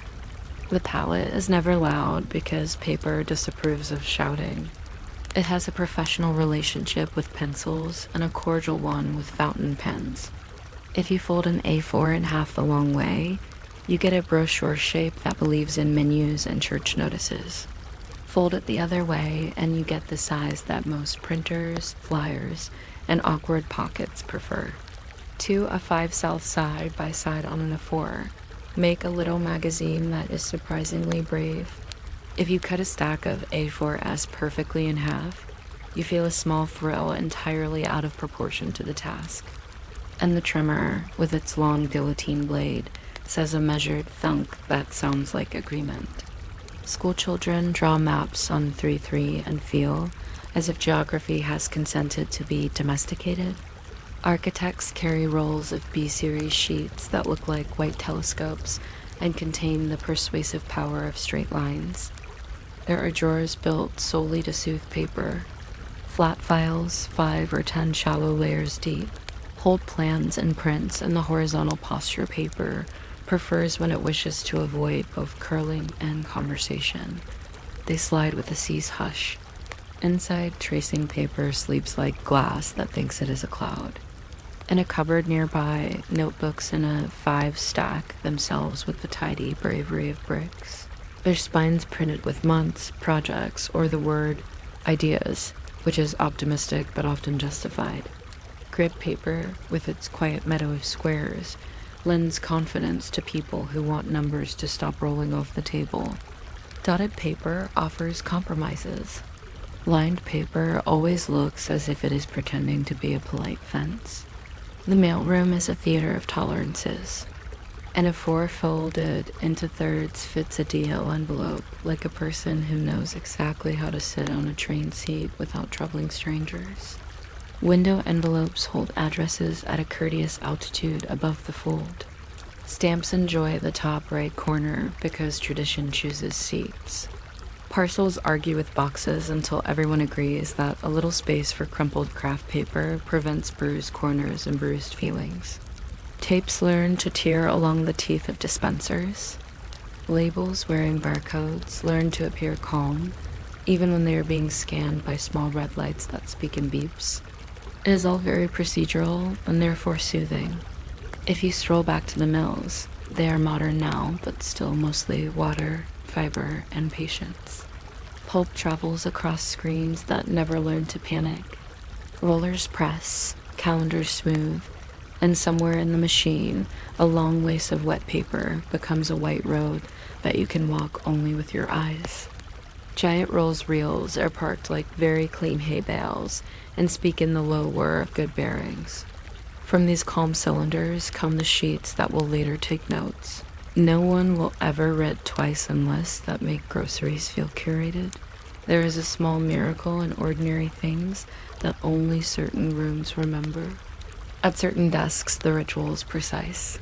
Place the A4 on the map, top edge to the guide. Align the left margin with the square. Uncap a pen. Write the date in the top right corner.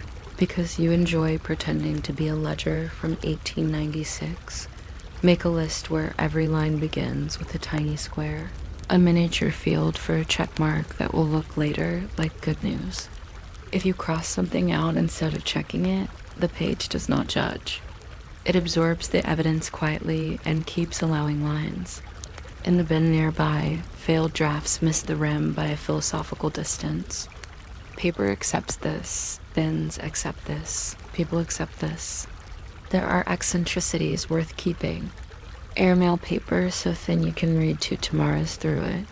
Blue exam booklets with stapled spines that creak when knowledge sits down. Computer printouts once crowned with perforated tractor feed edges, holes marching like buttons down each side before being torn off with tiny, satisfying sighs. Music manuscript paper with its patient staves ready to hold notes the way a chair holds guests, never complaining how long they stay. Graphs plotted with a ruler that pretends to understand the stock market. Patterns drawn and cut in a that will become a coat, which is another way paper turns into warmth. Stations of quiet bureaucracy depend on rectangles. Deeds accept signatures that look like unusual weather. Passports consent to sit inside transparent sleeves and answer questions with the stoicism of paper that has seen airports. Permits smile privately from clipboards. Receipts argue for filing and then go to live in envelopes where they enjoy the company of paper clips. A 4 makes all of this possible without auditioning. It arrives, allows ink, permits folding, survives a stapler, and then lies down in a drawer the way a cat lies down on a newspaper, entirely sure of belonging. If you find yourself thinking now about the soft shush a page makes when you turn it, the way it creates a breeze exactly the size of your attention, you are hearing the long history of fibers deciding to cooperate. Paper likes to live at about 50% relative humidity, which is one of those facts that sounds like a personality trait. Too dry and it complains with crackle. Too damp and it remembers the vat and starts a quiet campaign to go home. Librarians keep thermometers with opinions and move the curtains when the sun grows bossy. A binder will press a misbehaving stack under boards overnight as if disciplining a chorus. In the morning, the pages have reconsidered. There is also the gentle bureaucracy of recycling. Bins labeled with unassertive icons host the week's scribbles and drafts. A pile of yesterday is arithmetic awaiting its next life as a cereal box that will keep oats modestly private. Paper shrugs and agrees. It is used to reincarnation. Rags became wove sheets, became ledgers, became wrapping, became egg cartons, became something else again. At each stage, the fibers gather themselves and say, yes, we can be that too. This would be inspirational if it weren't so ordinary. Ordinary is its own kind of impressive. Night in an office does not extinguish paper. It merely quiets it. A stack beside a laptop keeps its shape like a small city resting. A clipped sheaf under a lamp wears shadows that make it look authoritative. The blotter remembers every note pressed into it with a tender bruise. Somewhere an unopened ream waits in its paper wrapper, a gift wrapped in itself. If you were to open it now, there would be the smell of toned cotton and the suggestion of a breeze. You would count a few sheets without meaning to. You would slide them back and feel that you had not interrupted anything important. And in the morning, the rectangles wake exactly as rectangles do, by being ready. A4 stands at the edge of the printer tray like a row of commuters who enjoy trains that arrive when they say they will. Letter size arrives at its own platform believing in inches with an optimism that has survived several centuries. Envelopes lean in their boxes like little houses. Notebooks tilt their spines as if stretching. You straighten the top sheet, the corners align themselves with the kind of contentment that never learned to be noisy, and the day begins by accepting without ceremony that a shape found a ratio. It liked and passed the news along until desks everywhere started looking suspiciously tidy. If you are drifting now, the paper will keep its promises. It will support small lists and large plans, carry signatures and sketches, fold politely in thirds, and tolerate doodles that resemble continents. It will do all this without demanding attention, which is the most relaxing form of competence. The mills hum far away, the drawers and filing cabinets breathe quietly in their sleep, and somewhere a watermark waits for the angled sunlight that will briefly reveal its secret before vanishing back into the fibers. That is how paper prefers to be impressive gently, repetitively in the square. Root of 2 until the last line of the day ascends to the margin and stops without a flourish, leaving the page to keep being itself, while your eyes decide to close. You might not expect a rectangle of striped cloth to have opinions, but pillow ticking always did, especially about feathers. It preferred to keep them disciplined, pointing inward where they could be soft rather than outward where they could be argumentative. A good ticking never raised its voice. It relied on a tight weave, a herringbone with the shyness of fish bones, and the famous blue and white bars that looked like someone had measured sleep and then drawn lines through it.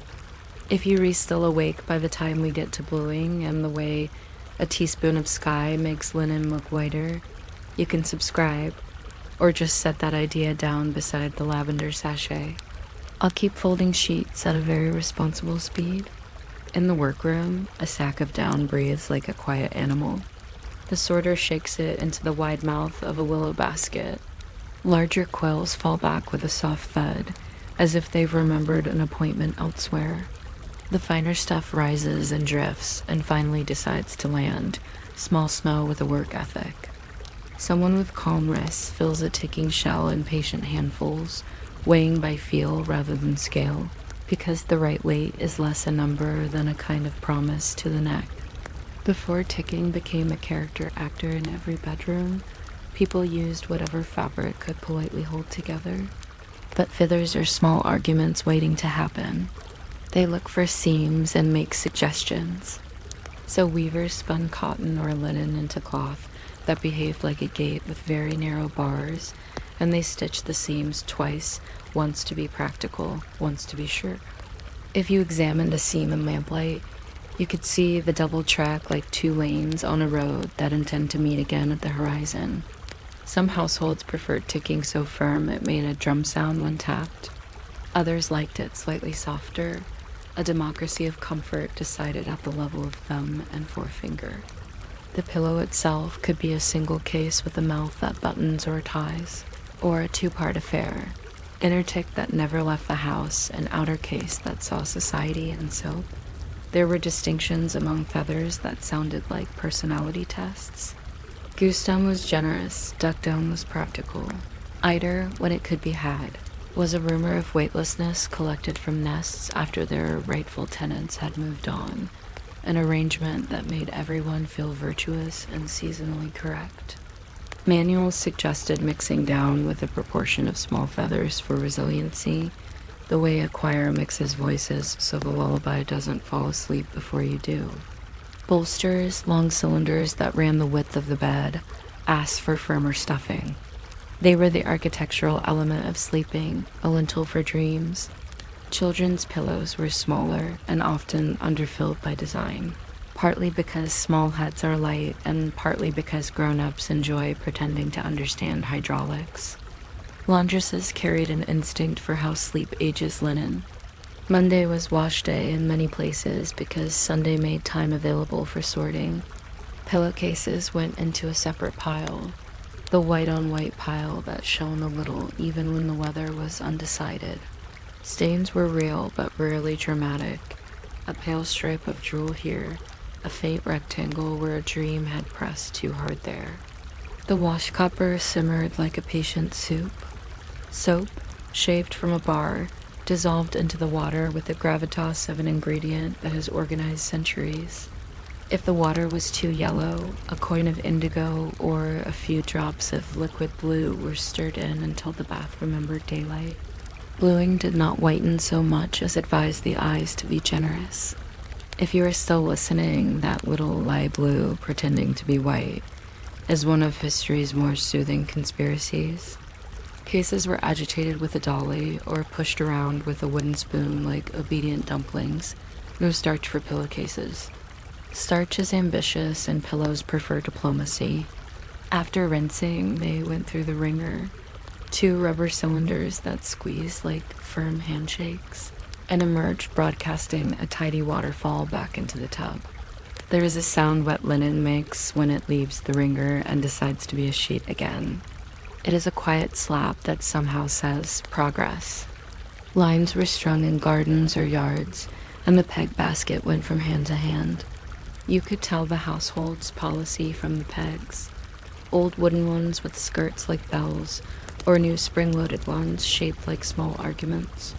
Pillowcases were pinned by their hems, turned inside out so the sun could preach to the seams, because seams collect opinions, and sunlight is famously persuasive. While the cases swung in the draft, airing their thread count and their modesty, the inner ticks stayed put. Some were brushed and beaten outside, a choreography that sent feathers into diplomatic motions. The sight of a pillow being beaten on a sunny afternoon is historical proof that clouds are made of many things. If a quill escaped, it was greeted with exactly the level of interest you would give an ant that has wandered into a picnic and is now very committed to the potato salad. A good tick captured its fugitive with a single deft push and a muttered thought about discipline. Monograms gave pillowcases a personality and a direction home. Redwork initials, the reliable embroidery color before dyes learned too many tricks, sat in the corner like a signature. You put on your yawns. In boarding houses, initials were policy rather than art, because laundries enjoy being sure who owns which rectangle. Some families stitch dates, a quiet archive kept on cloth. The year of a wedding, the year the new loom finally stopped sulking, the year the child learned to sleep through everything except geese. A few households kept a laundry ledger that recorded where everything went. The ledger entries slept like math, and math slept very well. Ironing turned damp to smoothness.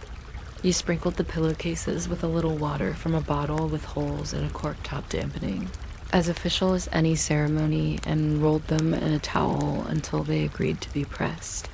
Seg irons, so named because they were solid, not melancholy, waited on the stove to warm their weight. The handle on some models detached and clipped from one iron body to the next, a small economy of heat and fingers. You tested temperature by touching the iron to a scrap of cloth and listening for the whisper that says, nearly. Then you moved the iron in slow parentheses, following the hem's little geography, letting the weight do the work while the wrists supplied the politeness. The iron put a modest shine on the cloth, not a mirror, just a suggestion that someone had cared enough to visit the fabric with gravity. There is a technique for the corners. You slip a hand inside, tease the corner forward, and press it from the back so the point becomes a suggestion rather than a manifesto.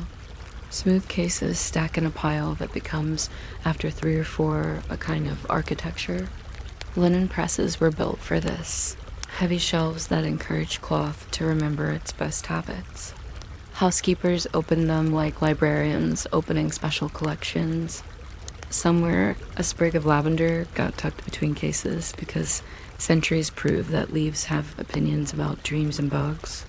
Bay leaves, too, occasionally, because bay believes itself to be practical and is right about that.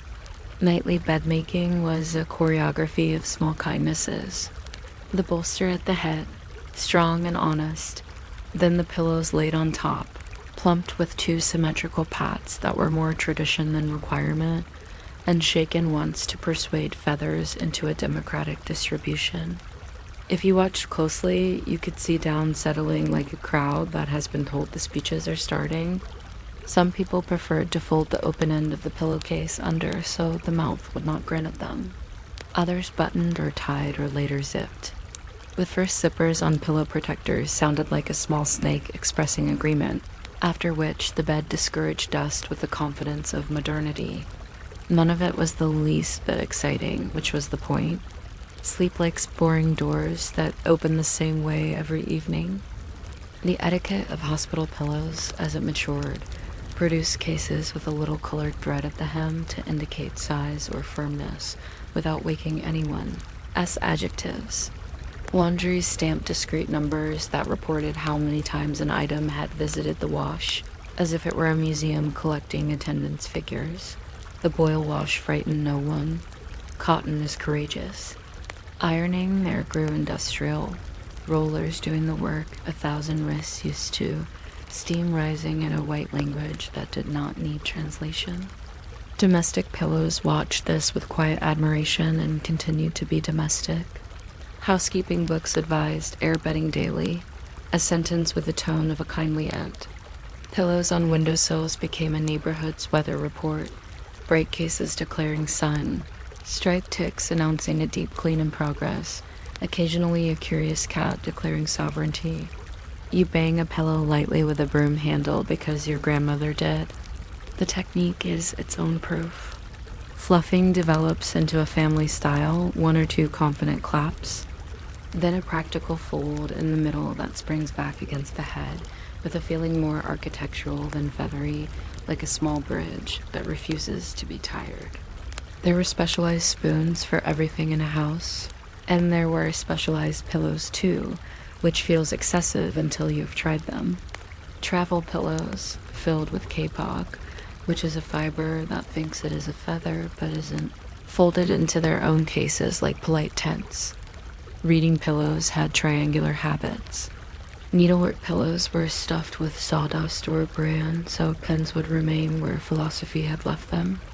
Then there were bolsterettes, an adorable term for sensible cylinders that supported ankles and opinions in equal measure. The pillow community went about its business, mostly supportive, rarely theatrical. As centuries moved along their tidy hinges, technology offered covers that unzipped faster than you could admit to a nap, and fillings that announced themselves as hypoallergenic with the confidence of a diploma.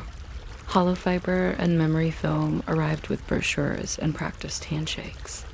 Yet even in houses where the pillows behaved as if they were made of cloud mathematics, an old ticking survived in a cupboard, its stripes faded to the color of very well-mannered rain. Someone kept it out of sentiment, or because they liked the scratchy lullaby of woven cotton that refuses to forget the loom. Measuring a pillow became a household math that people pretend they dislike but secretly enjoy. Standard, queen, king, European square. The numbers appear sensible until you compare them to linen cupboards from 3 decades ago and realize inches are fond of nostalgia. You learn the language of shams, which is a pillowcase with decorative ambitions, and you forgive the word because the ruffle makes the bed look as if it has read too many novels. Meanwhile, the plain cases do the work of touching skin, holding dreams, and taking small notes every night, warm here, tired there, and then going silently to the wash where nobody asks them how they feel about it. Featherproofing as a craft included an audible test. You pat the finished pillow in a quiet room and listen. A faint rustle is acceptable. A rasp means a quill is taking itself too seriously. There is a sewing machine foot that knows how to behave with ticking. It grips the stripes like a metronome. Seam allowances have historical arguments. 1/4 inch for bravado, 1/2 inch for sleep. French seams enclose the raw edges so completely they could pass through customs without luggage. A concealed flap is a sign of a house that trusts gravity. People labeled pillowcases with small laundry symbols that look like a family of hieroglyphs on a picnic. 1 dot for cool, 2 for pleasantly warm, a triangle for bleach, only if you have no stories to tell in the future. Ironing icons have ruled kingdoms. Most cases ignore these and enter the machine with confidence. Domestic machines are kind, even when their buttons pretend to be pilots. When the cycle ends, you pull out an armful that smells like clouds that have been to school, and the heat coming off the load warms the nearest cat, even if there is no cat. Hotels turned pillows into menus because hotels enjoy arranging choices like chocolates. Soft, medium, firm, down, feather, synthetic. Sober sides, rectangle, or flamboyant square. You call the desk and whisper your preference as if confessing. A person arrives with a stack and the professional pride of someone who can balance comfort against a hallway. Cross breeze. Labels on the pillows are longer than the pillowcases themselves. They mention thread counts and care instructions, and in another corner of the bedding universe, there are tags on mattresses that once warned people not to remove them under penalty of law, a phrase so dramatic that even the pillows blushed. If you are still awake, we could speak which direction the open end should face. Away from the door suggests caution, toward the door suggests hospitality. We could count the number of shakes that deliver peak fluff, 2 quick, 1 thoughtful. We could debate whether a pillow should be folded into the arm when reading or stacked like a dignitary. None of this will keep anyone alive, which is the charm of it. Pillows are for the business of being human in the most routine sense. The breathing, the floating in a shallow pool of sheets, the forgetting and remembering arranged by morning. Seasonal customs did their part. Spring meant a day when the windows were walked open and the pillows stood and sung like sensible penguins. Autumn meant slipping a warmer case on, flannel with enough pile to make friction into a lullaby. Winter meant the case that smells faintly of cedar from the chest. Everywhere, in every season, the invisible rhythm continued. Case off, case on, air out, air in, fluff, smooth.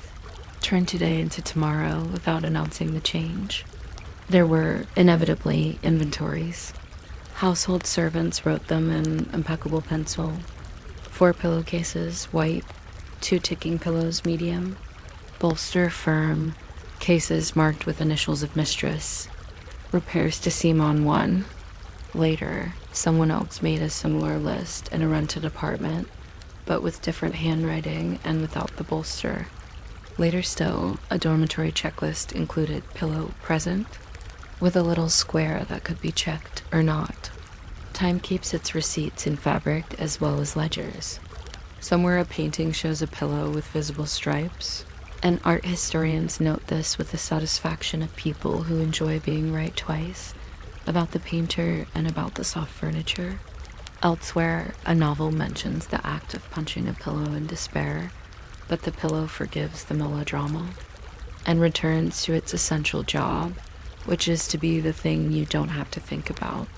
It is an expert at not being the main character.